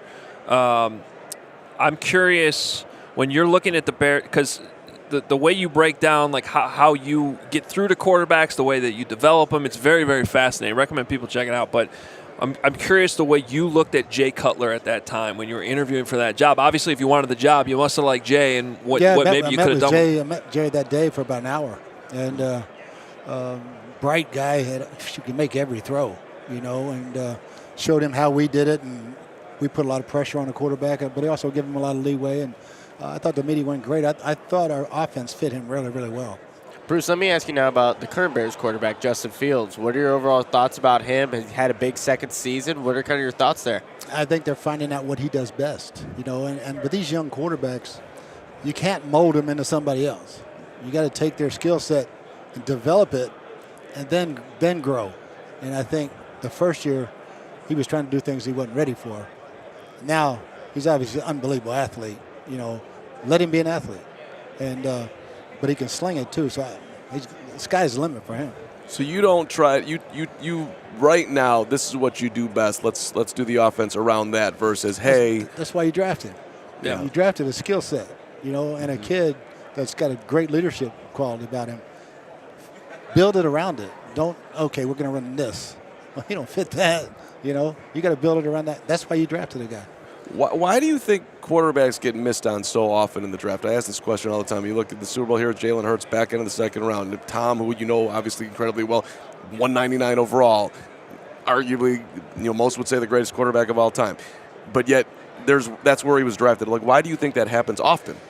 Yes, it's a beauty contest, man. And so you don't really get to find out if they have grit until you get them. You can do all your homework, but they can jump and they can run, but you can't measure the heart and the brain until you get them. And so it's a crapshoot all the time. And if you get a great guy who's a hard worker, who's going to be there, you can get it done. That would fit for Justin. Yeah, well, and part of the problem is like you guys do all your research, you talk to as many people as you possibly can on these guys, but like you're not going to have people lining up to shit on a guy when they're in the draft process. Most of the people are going to say, yeah, he was great, until he gets in the building and you're really working with him hour after hour after hour every day. That's when you when you get to know him, And some are ready to go early. Some need to sit. Patrick Mahomes sat for a year behind Alex Smith. He was more than ready then. Was he ready the first year? I don't know. Then you get scars. Scars start building, and then you get a new coordinator. You get a new head coach. You get more scars, and you're done. You can't overcome it mentally. I think that's what the Bears got to be careful with here. Yeah. And that's what. Yeah. Too many of these guys aren't busts. They fire the coordinator the first year, then gets a new offense. Look at Blaine Gabbert's one of the most talented guys I've ever coached. But he had 7 offensive coordinators his first 7 years and 5 head coaches. He had no chance. That's interesting. You could say the same thing about Cuddy as far as him not reaching his full potential. Oh, it was a coordinator every year. Yeah. It felt like for a while there. So tell us a little bit about the Arians Foundation. I know you do great work. Yeah, we started our foundation here. My wife was a broken family lawyer. She said, I moved her too many times. She took 5 bar exams. So she started volunteering as a CASA, court-appointed special advocate. That's the kid's voice in foster care or in an abuse or neglect situation. You become their role model and their voice in court. So we've started a foundation to honor her work, and I watched her save these kids one at a time for so many years. And we had a dire need here in the Valley when we first got here, and we've done a great job. I think Governor Ducey and his wife did a great job of promoting it and helping CASA and kids' voice here in Arizona. So we support Indianapolis, Pittsburgh, Lake counties in Georgia, Hillsborough County, Florida, and here and try to raise as much money to help these kids as we can. It's awesome. That's great. But before you go out of here, I just got to go back to the Bears thing for one more time. How many did you meet with? How long were you sitting there? Like, what was the? I just want to hear like what the day was like. Was it a one-day thing? It was a full day. The first person I met was Rod Marinelli, and and Rod wasn't staying. He told me they thought he was staying. I said he's not staying. He wasn't staying. But I met with Rod for a long time, and Chris Ballard, and obviously one after another. Then Mr. McCaskey, and it was a great interview. It was a great day. Then I did a mock press conference, and we got out of there about 7 o'clock. So it's about a 7-hour deal. It was good. It was great. I've heard about that. I've heard about that mock press conference. Did you think that was ridiculous? A mock press conference? No, I thought it was a good idea. Really? I mean, okay. You guys see but none of the reporters were actually there, except for maybe the team reporter. It was their guys. Yeah. Yeah. So it's not really. I don't know. Plus, this guy can handle a press conference. It's like about it. You know what I think about with that job and that situation specifically is that honestly would have been a tough situation for any coach to walk into because of how loved Lovie Smith was in that building, and I think that's just sort of missed. Obviously, things didn't go well with Mark Trestman, but I think it really would have taken. I think the whole thing with me was they didn't want to change that defense. Yeah. And I was going with Todd Bowles. And we were going to change it, and we're going to be 4-3-3-4, but we're going to be more multiple, and that scared them. Yeah. I say we want Rod. I said Rod ain't staying, and we're changing defenses. So I think that was probably the big thing. Yeah, and Mel Tucker came in, and they kind of.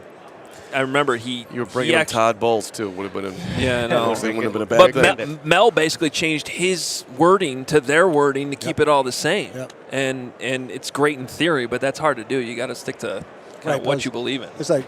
And talking to Coach Marinelli, who I love, it's like, if a defensive player has a problem, he's going to go to you, not me. I'm the head coach. Yeah. If you're hiring an offensive coordinator, that's different. I'm the head coach.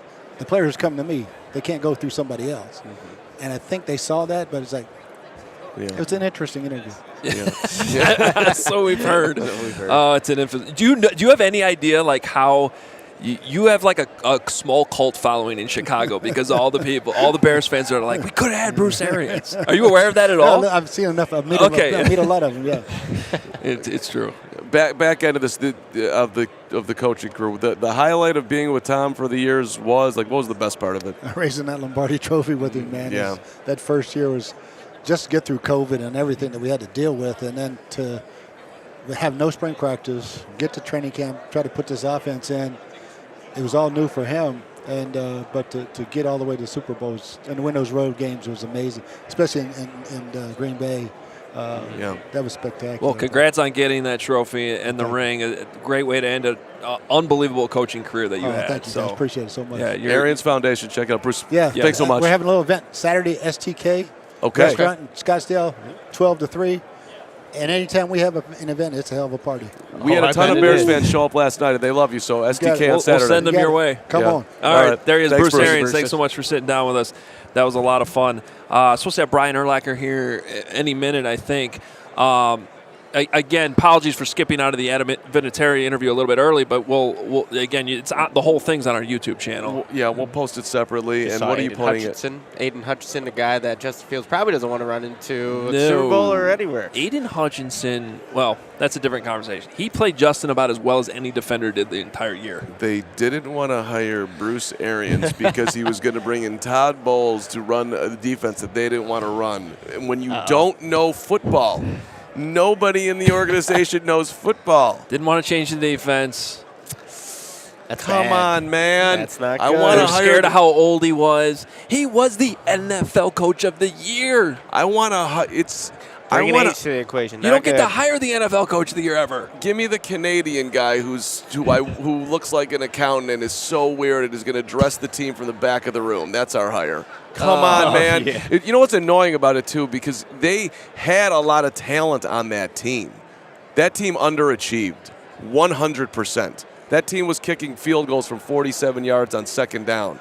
That team should have been beating the Packers, not having the disasters that happened.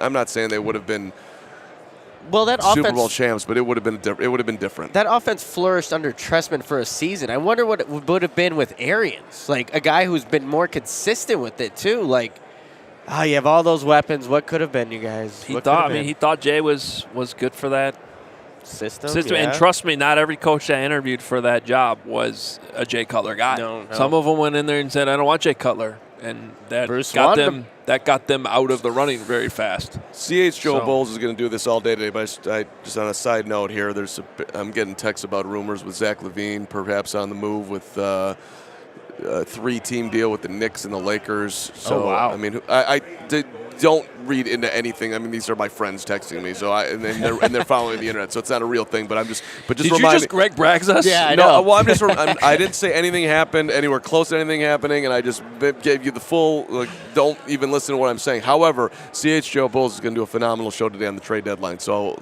just things to look forward to in addition to what we're doing here today. Yeah, this has been quite a fun show. Between yelling at random Hall of Famers walking by, to potential Hall of Famers in the future.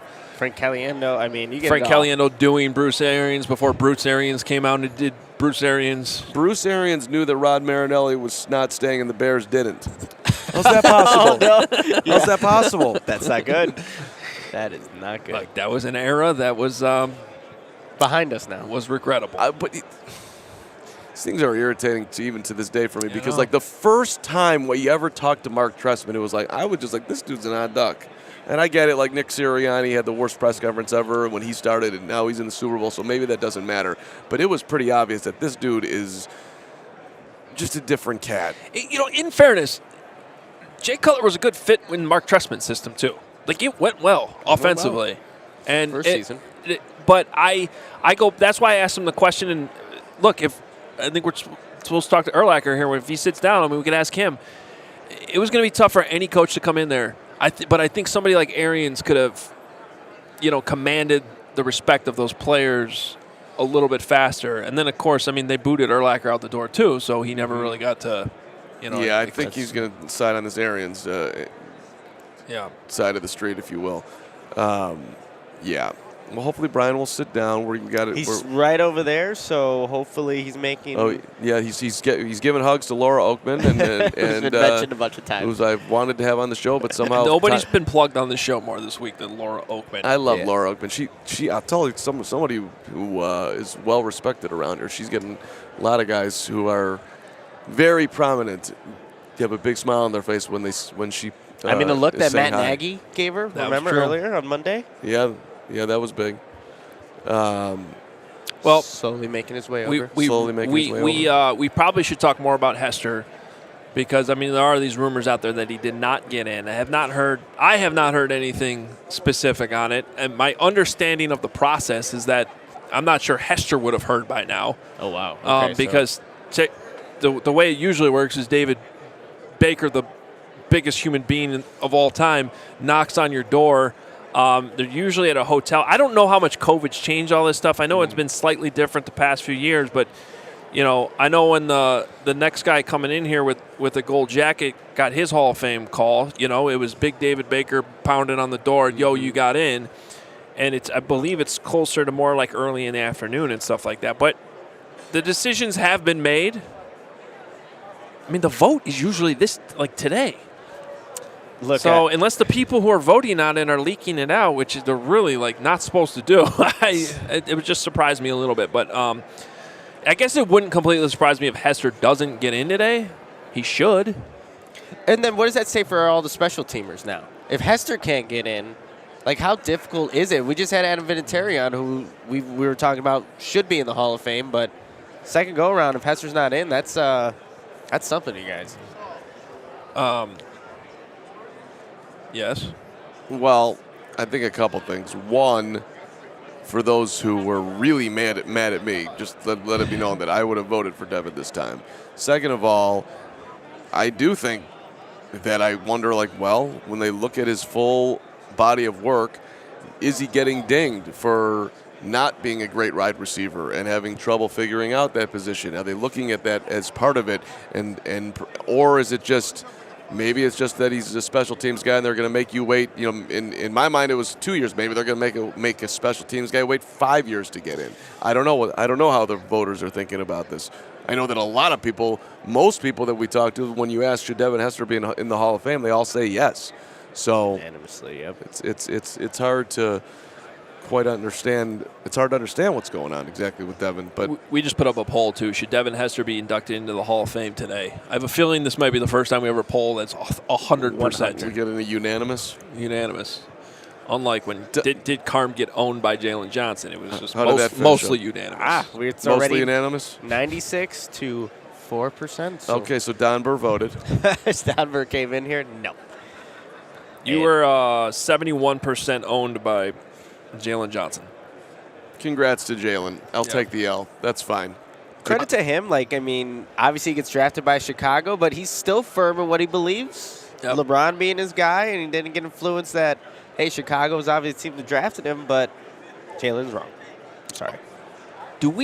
Allie, do we have the Hendon Hooker stuff? We do? And Robert Quinn. I don't know, whatever you want to do. I don't know if we have that one ready. Okay. But this was interesting. So Hendon Hooker we discussed on the show yesterday, or last week, excuse me. He was walking around here yesterday with a can of beans. Oh, yeah, there are the beans. Start over there. there. We still have the beans, the Bush's beans. There's a Hendon Hooker beans. But it was interesting because he knows Velus Jones really well. So that was one of the things we talked about. So here's the short conversation with Hendon Hooker from yesterday. I think you guys will find this interesting. All right, we're here with Hendon Hooker, of course, Tennessee Volunteer in the NFL Draft this year. You got Bush's Beans with you. We do. His own brand. Yeah. So we got the Hendon Can Special Edition. My dad has a special recipe that he likes to whip up upon request or a special occasion. So finally being able to obtain that recipe this past summer and make it for my friends. They said I might have my dad beat on the recipes. So you got an ad coming up this weekend with Peyton Manning? No, I don't. It's just Peyton. So it's Peyton. Yeah, be on the lookout for that. Second half of the Super Bowl, cool deal. We got the Bears taking you with their third-round pick, and you're going to back up Justin Fields for a couple of years, waiting for your opportunity. What do you think? I don't know about that one, but you're not going to make him the starter right away? Well, I figured I'd slow play it. We got Bears fans watching. I can't bench Fields right now. I was shout out to my Bears fans for sure. My guy Justin. Justin. You know, he's cold, and I admire everything he does for sure. And shout out to him for the rushing record this year as well. And then y'all got Khalil Herbert. He was my roommate at Virginia Tech. And then Velus Jones, who was my roommate at Tennessee. So I got to eat dinner with those guys a couple weeks ago. And we got to talk to some balls. Okay, so you know Velus better than any of us. I do. I mean, we were covering him all year. What every day? What does he have to do, or what do the Bears have to do to get him going a little bit more next season? Mm-hmm. Seeing just how his development has gone so smoothly, and seeing him, continue to be incorporated into the offense. I'm eager to see him, getting hit on some deep balls, him getting some of those matchups with those linebackers in that slot and some of those safeties, just utilizing his speed, and then him being on that special teams. I got on him about those drop punts. I'm like, come on, man, we need those. So, I'm looking forward to him just being dynamic, and anytime he gets the ball and he gets opportunity. Hendon, what did you take away from the Senior Bowl experience? Just obviously being there around a lot of talent. What did you take away from that? Just a blessing. Something that me and Velus actually had on our wall in our transition. Through the year, we wanted to win the SEC championship, win the national championship, then Senior Bowl, then Combine, then Draft Day. So he led the way. And went through the process first, and also had a chance. He came out to practice because it's in Mobile, that's his home city, and they had Velus Jones Day on that Saturday. So on February 4th, it's Velus Jones Day in Saraland, Alabama, which is just adjacent to Mobile. So it was a blessing to be out there and soak up so much information, and to be around my peers and talk a little ball, talk a little trash about the games from prior to the game. So you're still rehabbing the legs, so I know you weren't actually out there playing, but I was just watching on TV. You were out there right behind the huddle, the offense the whole time. Yes, sir. Luke Getsy was coaching, Bears offense coordinator. Yeah, what did you take away from just the week you spent with Coach Getsy? Yeah, very cerebral. He loves energy. He loves to have a great time. So still taking care of business, but still having the game be fun to us. as it was when we were growing up. So he wants all that enthusiasm and that juice, and I love that. And that's what I want to bring, to practice. And I remember him saying, "Hey, you gonna be our hype man today?" And I'm like, "Yeah, coach. I'll be the hype man every day. I don't mind that. I love being, a huge cheerleader for my teammates." And then transition to the football side of things. Him really coming in and sitting down in the quarterback meetings and seeing how we're working our footwork, and then him asking me questions about how we run our offense and things of that nature. So it's really cool to be around him and his positive energy. I really love that. And being in those quarterback meetings, being able to understand and translate things that I learned from college to learning the Falcons playbook. Essentially, that's what we were running, the Falcons playbook. Coach London did a great job of putting us in position to be successful and get the playmakers the ball. So I wanted to know everything that the quarterbacks knew, so that when they got out there on the field, I can hear the play. I would try to ear hustle from the mics or the speaker in the helmet until I got a hard script and started to follow along. But I had a great time. So hold on, super creative, and I quickly turn here. Mm-hmm. So now I got you as a starting QB because I'm loving the vibe here. Tell me why you think you're ready to come in and do it as soon as possible, as soon as you're ready, as soon as somebody gives you an opportunity. Mm-hmm. Just the way that I approach every day. I believe in being over-prepared, and anywhere that I go, I just want to be able to come in and soak up any information from anybody in the building, whether that be a vet, whether that be a coach, any way that I can elevate my game and elevate my mental. I want to do that, and I'm just hungry for success, and I'm very competitive. I hate to lose. That's like the worst thing in the world to me almost, but just continuing to control what I can control, keep a positive mindset, and be a great teammate, great leader. Hendon, what would you say is your best attribute as a player? Obviously, you can do a lot of things on the football field, but when you think about yourself, what's the best thing that comes to mind for you? Competitive nature, I'd say competitive nature / leadership, being able to connect with everyone on my team and everyone in the building in my own special way, and just kind of, put football aside and just be a great person as well. Where's that come from for you? Mm-hmm. Just me being a servant leader, wanting to help people, and any way that I can do that, they know that I'll be there, anything that they need, and that's how I, the same way you can ask any of my teammates, that's how I communicate with my teammates. Off the field, you have a flat tire, I'll come, I'll pull up on you if it's 2 a.m. or whether it's, in midday, so they know I'll do anything for them. I'll treat them as my own kin. Servant leader, lift those up around you, then they'll lift you up at the same time. I love this. How do you feel about cold weather? I don't mind it, Yeah? What do we call it, football weather? Bear weather? In Chicago, they call it bear weather. Call it bear weather? Yeah. Okay, wow. That's new. I didn't know that. Okay. Learn something new every day. I mean, 10 degrees, but we're still gonna throw it. That's what I'm talking about. We're still gonna throw it. That's how we look at it in Tennessee. All right, Ryan Pauls. Come on, let's add some depth.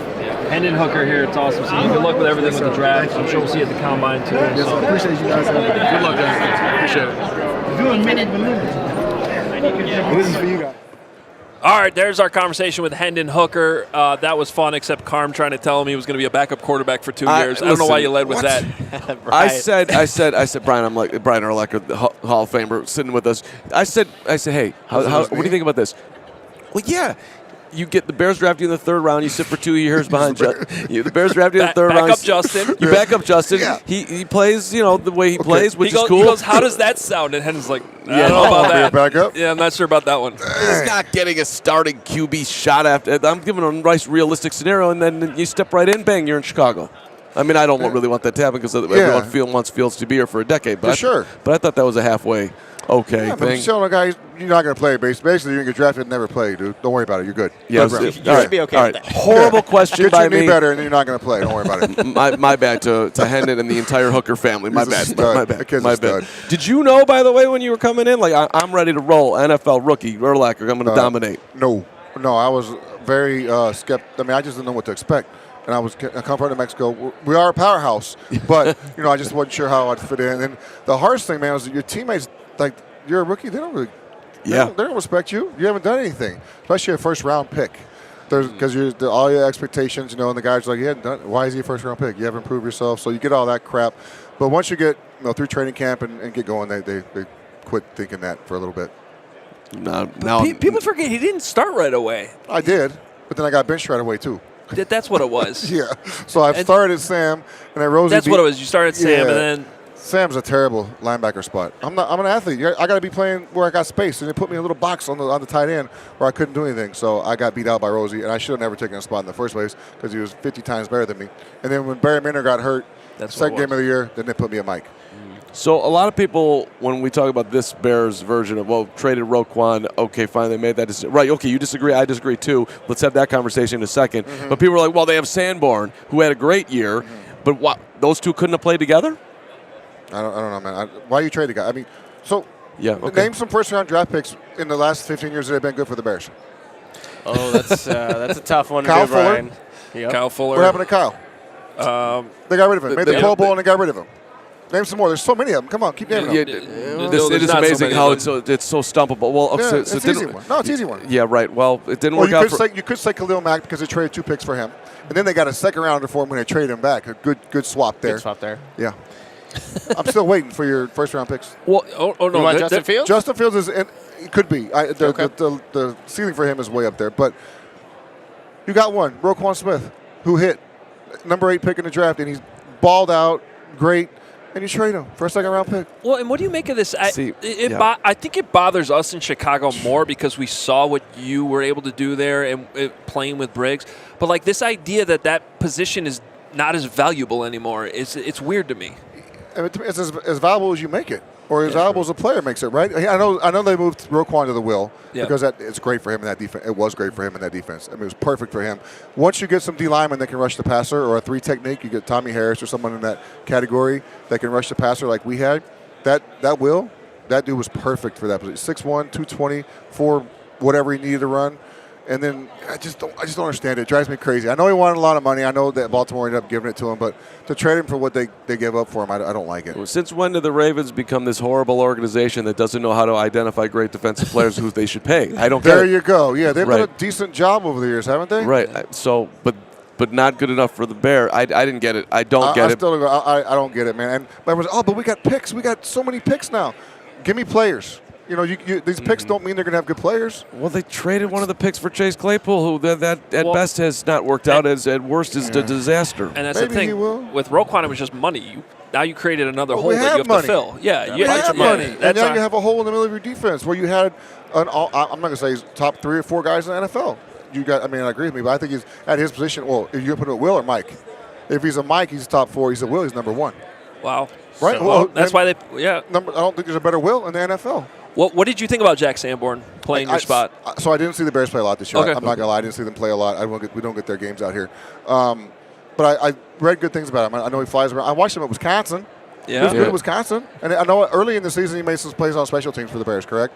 Yeah. Right? Well, he has that he might not. He's clearly not as big or as fast as you were playing the position, but he does seem to have the instincts, like to know where to be. So that's what Briggs had. Briggs had the instinct. Briggs wasn't as fast 40-wise, but say he ran a 4.740, he played at 4.5. So you give me a guy that plays. Don't give me a guy that runs a 4.3 but plays at 4.5 because those guys they can't process information. You need guys that can fly around and make quick decisions. See, we just had Doug Plank on. You were off that day, and nice. he just talked about how listen, I was about running as fast as I possibly could, which wasn't the fastest, but as fast as he possibly could, and hitting as anything. Yes. Yeah. And he survived. There's something to be said about guys who play the game the way I think it should be played, and like I said, you give me a guy that's smart and knows where to fit and knows what he's doing every single play over a 4.4, 5.5 guy who doesn't quite sure know what he's doing every play. And Brian, Matt Eberflus is big on that. Having that. I like him. I like Eberflus, by the way. I like him. So people that may be discouraged what the Bears defense did, they didn't have a lot of guys out there. What's kind of like the message to Bears fans that maybe? Just look at the way they play. Don't look at the numbers. Watch them play. I'll say that. Watch when the ball's tackled, how many guys are on the football. Watch the takeaways. Watch the pressure. I mean, because the guys they had played hard. I mean, I think they bought into what he was trying to make them buy into. They're around the football. There was fumbles, they got them. When they got a few picks, their secondary is pretty good. But when he gets the guys he needs on defense, that defense is going to roll. Would you pick the 3 tech, or would you take the guy who can edge rush or get to QB? in that defense, Yep. do 3 technique. Yeah, I think so too. No doubt. And pressure up the middle is hard for a quarterback. You know, you see, they're all expecting the guy off the edge, and all they got to do is step up. But if you get the guy in the middle, and then you step in right, you step in the D, and it's a little bit different when you have the guy. I'll use Aaron Donald because he's probably the best of all time to ever do it. There's not any like him, but that up the middle pressure is tough. It's really unfortunate what happened to Lovie Smith in Houston, but I mean, he did get the Bears the number 1 pick there at the end. Hey, Lovie's playing to win. Yeah, okay, we loved it. All the NFL scripted. All the shut up, man. I saw someone had their interview and they're like, "Oh, the NFL scripted." I guess I missed my script in my locker every preseason. But Lovie did the Bears a solid right there, didn't he? That was well, maybe he knows it's because they haven't been the same since he left, so that's why he wanted to do Okay, so speaking of that, we just had Bruce Arians sitting right here. I like BA. Yeah, and that would have been different. Look, we've talked about this before. The reality is that was a tough job for anybody to come into, to command the locker room. Houston? No, I'm talking about with the Bears. Oh, so this is 2012 when Lovie gets fired. Okay. Yeah. And my guess is if Bruce, I'll let you answer the question. Bruce Arians, the head coach, are you still playing for the Bears? Oh. I think it would have been handled differently if Bruce had taken that job. Yeah, I think so too. So it wasn't so much the coach for me; it was the GM that they hired. Yeah, I know. It had nothing to do with the coach. Trestman called me. Mel Tucker called me. I didn't know right away what kind of guy Trestman was. I found out later on. But Mel Tucker, I liked. I actually liked talking to him, and he was going to run our defense, Lovie's defense. He was going to try and keep that implemented to make it simple transition, and we were pretty good at it. Defense wasn't our issue, but it had nothing to do with the coaching. It was the way it was handled by the organization and the GM at the time. By the way, when they fired Jerry Angelo, that was another. Are we on like main? What can we are good. Can I say dipshit? Yeah, you can say whatever you want on this show. That was a dipshit move right there, firing Jerry Angelo, and then you've gone through 4 coaches in 11 years. So yeah. It's a Hall of Fame find out day today. We're hearing rumors that Devin is not going to get in. Really? So, it's just a rumor. We don't know. Yeah. Oh, you did hear that too. Okay. I was acting surprised though. Oh, okay. Well, here I made the argument, at least in his first battle, like a guy 54 more valuable than Devin in my mind. QB more valuable. Yeah. So second year good, but now it seems like it's getting kicked down the road. He's going to get in. Devin's a Hall of Famer. He'll get in. And so here's the hard thing. It's easy for me to say because I got on the first try. It's like, once you get in, it doesn't matter. Blah, blah, blah. It's easy to say that because I got on the first try. But it really is true. Like once you get in, like I just talked to a guy who may or may not have gotten in this year, and it doesn't matter when you get. He was so happy. Like I'm in. It doesn't matter. We're on the same team. Doesn't matter when. It doesn't matter. It don't say first ballot Hall of Famer or 8th ballot. You're in the Hall of Fame. It says Hall of Famer, whatever your name is. So it doesn't matter when you get in. I know guys may have some pride, like, I should have been a first ballot. DeMarcus Ware should be a first ballot Hall of Famer. I don't know when he got in or if he's getting in or not. That dude should be in the Hall of Fame on the first ballot. How do you not leave him in? A couple other guys too. I'm not going to mention, but but once you get in, you're in, man. It doesn't matter. I know Dion thinks differently. Oh yeah, I love Prime. There's different levels of Hall of Fameness. Yeah, according to Prime, but they're I'm just because Dion has the special teams part into him too. But he was such an unbelievable cornerback. People don't even think about special teams. Think about Dion. They think about him returning the pick sixes and stuff like that. Yeah. I don't think that when they voted for him to get in the Hall of Fame, they were like, oh, he was a good returner too, man. He returned a lot of punts for touchdowns. I don't think that factored in. I respect that Dion has levels of Hall of Famer because he was I disagree with him. Yeah, but okay. I see what he's saying because, it just once you're in, man. It doesn't matter. Really quickly, Brian, back in 7th grade, you held a football camp at Lake Forest High School, I believe. Yeah, it was 2008 or 9. It was a while back, but a couple years. I caught a touchdown from you, and you told me, I always wanted to play quarterback. When did that kind of change for you? And would you still have the career that you did when playing? Probably a perfect pass, right? I'm assuming. It was perfect pass. We won the game, too. Oh, dude, I got such a good arm. I just get screwed at every level. So, 8th grade, receiver, DB. 9th grade, you're going to be receiver. You're third string quarterback. Guys never got hurt, so I didn't get to play. High school, definitely should have been quarterback in high school. I was the best safety on the team. Should be playing quarterback, right? Go play receiver and DB. NFL, should have been quarterback.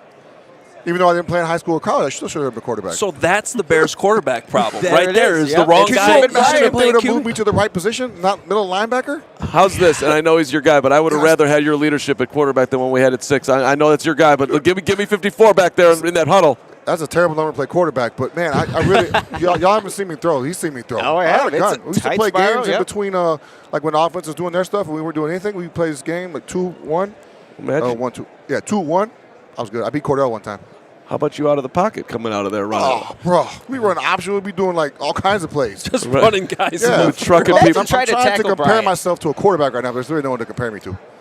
Right. I mean, I love it. Well, yeah, there really isn't anybody. because you've never seen me play quarterback, so you can't compare me to That's a anyone. good So point. you don't know. That's what the Bears missed out on all those years. Damn it. I'm pretty sure. Screw it. I still be playing too. Yeah.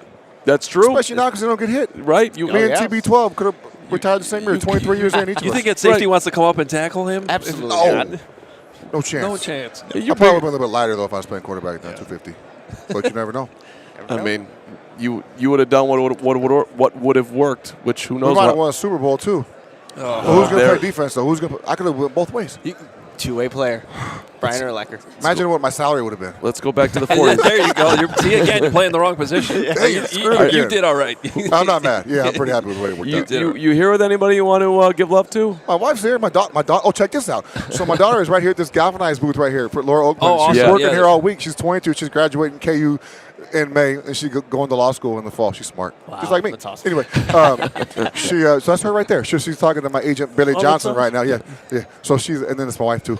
But yeah, I'm just hanging out with them. That's awesome. Yeah, How'd the did high an school interview. football season go this year, too? Oh, they lost in the state semis, man. Oh. Yeah, not good. He's only a junior. He got one more year to go. Yeah. Yeah, all right, man. Yeah. We'll see what happens next year. Special player. They didn't play good enough. Should have played better. That's how Right? it goes. Thank you. Thanks so to much, like Brian. talking to y'all. Brian. Yeah, you're It's awesome. good seeing you again. Thank you. Appreciate it, man. Appreciate it. Brian Good talk. Urlacher, the Hall of Famer. I hope the rumors about Hester are wrong, but it kind of sounds like it's trending that Sorta way got- today. sorta got confirmed. Eventually, though, Hester will be joining that guy, Brian Urlacher, in the Pro Football Hall of Fame. That was a fun conversation. That was awesome. Brian Yeah, Urlacher. it was. Great I guy. enjoyed it very much so. That was awesome. Why'd you say it like that? Well, because never mind. You know. Those are tight sprout guys. I ran a 5-yard out. It was in between two guys on a dime. And let me tell you, 7th grade Nick was losing his shit. Like, I just caught a touchdown from Brian Urlacher. That's a big deal, dude. Sounds like he's still losing his shit. I mean, I would have kept that football. Yeah, I probably should have. I don't think you're allowed to just No, keep the, yeah, that's keep their the football football, in the yeah, middle for of the game. camp, It's like- a camp. Yeah, so they need those back. Take Brian Urlacher's. You tuck that thing and you run. Yeah. I just caught one from Hall of Famer to be Yeah. at that point. Anyway, All right. yeah. Well, Dean Blandino's sitting down. Why not? I just thought I'd drop in. Yeah, I appreciate it. What's going on? How you doing? Well, here's where my mind's going right away with since Dean's sitting down is the press conference yesterday with Roger Goodell defending all the officiating. I honestly did not see the whole thing. I just saw the headlines. Yeah. But do you agree with that? You know, I think that's what he's going to say. I mean, Yeah. he's not going to come out and say the officiating is terrible. But I do think there's a couple things. I think the official today is better prepared. I think they have access to more video than, say 30 years ago. I don't know if the officiating is any better or worse than it's been. I know the scrutiny continues to increase. Yeah. I think the technology continues to get better. I think they're trying to fix more things with technology and relying more on replay. And I don't know if that makes the on-field official any better because it's kind of like they're not being as involved in the game as they were because they're relying too much on this video to help them. Is it too utopian to think it could get sort of just like tennis, where you just go to it, boom, boom, boom, boom, boom, the fans are clapping, it's done in 30 seconds? Couldn't we get to that point? I think I don't think we can now. And it's funny because we were just talking about that and the Hawkeye system in tennis. And all that is a computer-generated image of the ball and the line, and it's not 100% accurate. But we all accept it as being accurate. Good enough. And that's right. Had we done that in 1999 when we brought replay back, I think people would have, okay, great, we can move on. But we didn't, and here we are. Well, you've worked hard on this for years. You might not remember. We have a mutual friend, Mitchell Pinta. We had lunch. Yes. We had lunch together in Indianapolis a Yes. while ago when you were Yes, just. that's right. I think you were still with the NFL, and you were looking at basically what the Big Ten was doing with the replay. Mm-hmm. I mean, it has gotten a lot better, and I love the expedited reviews have been just, and honestly, like, bring some stress off me when I'm watching games. It's just like, no, this should not have to be a challenge. It doesn't need to be a 3-minute break. 100%. Let's just get the call right. How do we get more of that? Is it going well, and are we going to see more of it going forward? I think it is going well. There's always going to be hiccups, but I think it is going well, and I think the league is heading in that direction where you don't have to go through all the mechanics of a coach's challenge, because fans don't. We don't care if the game's 3.5 hours long if it's a good game, but we do care if you're going to stop it every fourth play and have a challenge, and it's just the stops and starts. So I think it's a good thing. I think the league is still kind of figuring out some of the kind of the nuance to it, but I don't think we're going to see less of it. I think we're going to see more. I got in trouble on this show because when Devontae Smith had his catch and tried to sell it a rush up there, I'm like, can we get some integrity? You didn't catch the football. People looked at me cross. They're like, are you nuts, man? He wants Devontae to tell the referee he didn't catch it. They do that in tennis. I've seen that in tennis where they've said, we're just talking about tennis. Yeah, they like, circle no, it was out. Right, you can do it on clay. Yeah, exactly. Yeah. But I'm wondering if you think there should be a penalty for players who try to sell it, in essence, are making the, so now the other people are saying, well, now you could actually catch it, do the same thing to try to get the other team to burn a timeout because they're not exactly sure. Yeah. Now we're just I think that's chaos. all part of the strategy, right? That's part of the strategy of going fast. But I also think there's some accountability in terms of the 49ers. Like, when Devontae Smith gets up going like this and they're going fast to the line, he doesn't think he caught it. Yeah. So now, and again, it's early in the game, so Kyle Shanahan has to make a decision. Do I want to waste a challenge if I'm not sure? I think a 4th down play in that situation, it was worth it. The risk and the reward made sense. But I think that's part of the strategy, and every team coaches that. Then when you're not sure, don't sub, get up on the ball, and let's try to beat replay. Do you enjoy your job? Do you? That's kind of a stupid question, but do you understand the power you have in your job? Because it's like I feel like whoever the replay analyst is on the broadcast, whatever they say, 100%. like everybody just is like, that's the gospel. So then that's what all the social media reaction goes off of. What I've learned about TV, it's not necessarily what you're saying, it's how you're saying it. And so I could come out and be confident, and I could make up the craziest rule in the world. And 80% of the people go, oh, okay, all right, that's good. So we may do that on Sunday. We'll see how it goes. Ooh, that would be Make good. it interesting. Do you get? Yes, the script. Oh. Can we talk about the script? We just had Urlacher come. Can He was sitting there and goes, I didn't get the script when I played. So would you think if the NFL scripted, you would think that the head of officiating would be a pretty big part of they'd at least loop me in, right?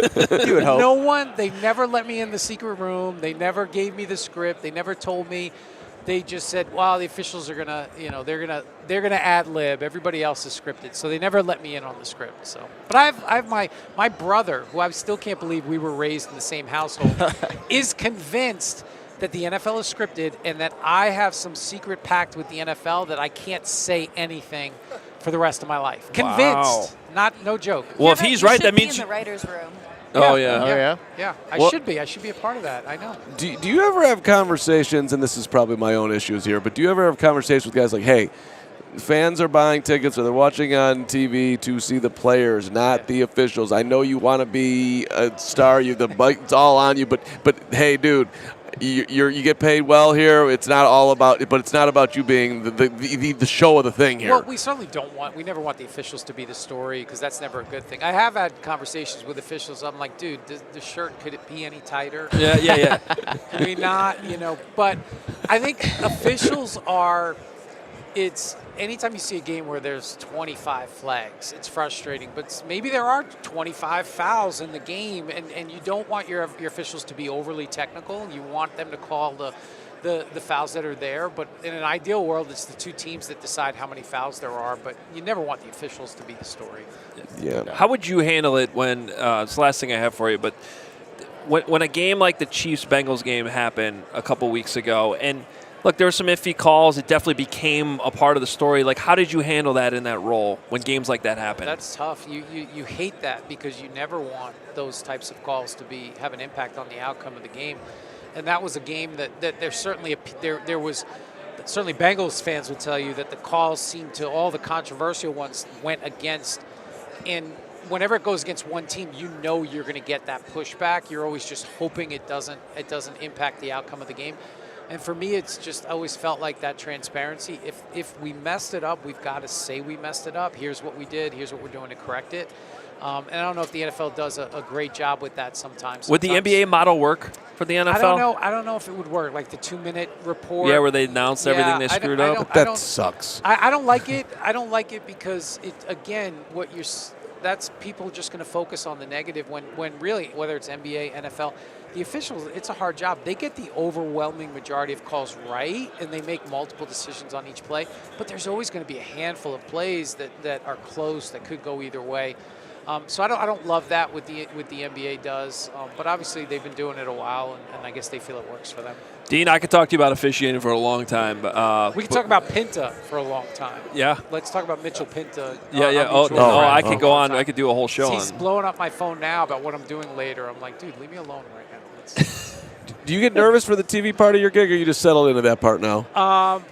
Settled in. At first it was. Yeah. But you just kind of settle in and just treat it like just, you're looking at a camera versus looking at out at 100 million people. Well, you do a great job. We love watching you. He'll be with Fox on Sunday. You really do. You just think it's like, oh, okay, we have a peaceful person who's just coming on my screen right now who's just going to not yelling at me. Try to be the voice of reason. There's too many people that yell and scream in the media, TV. Like this guy. That's all right. That's all right. I get a little hyped every now and then, but I'm also calm too. But you are very grounded in what's going on. I appreciate that. Yeah, it comes through for sure. All right, Dean. Thanks so much for stopping by. Appreciate it. Thanks, Dean. Take care, guys. Enjoy the game on Sunday. All right, we got to get out of here. Yeah, it's time to go. Our friends at DMVR got to take over the table here, and what a show that was. I can't even remember all the guests we had. I promised surprises along the way. We got a couple. Dean Blandino, Brian Urlacher, Bruce Arians, Frank Caliendo, Adam Vinatieri, Jim McMahon, Kyle Turley, Jaylon Johnson. I think that's right. I think that was it. Hendon Hooker. Hendon Hooker. That was insane. And an amazing team effort here. We got Lawrence's mom. Lawrence's mom. Please don't do that again. Yes. Thank you to everybody behind the scenes that helped us make all that happen. It was amazing. The show needs to end now. It does. We'll see you tomorrow. Last one. Last one? Already? Wow. I know. Yeah. So noon tomorrow. We'll talk to you then.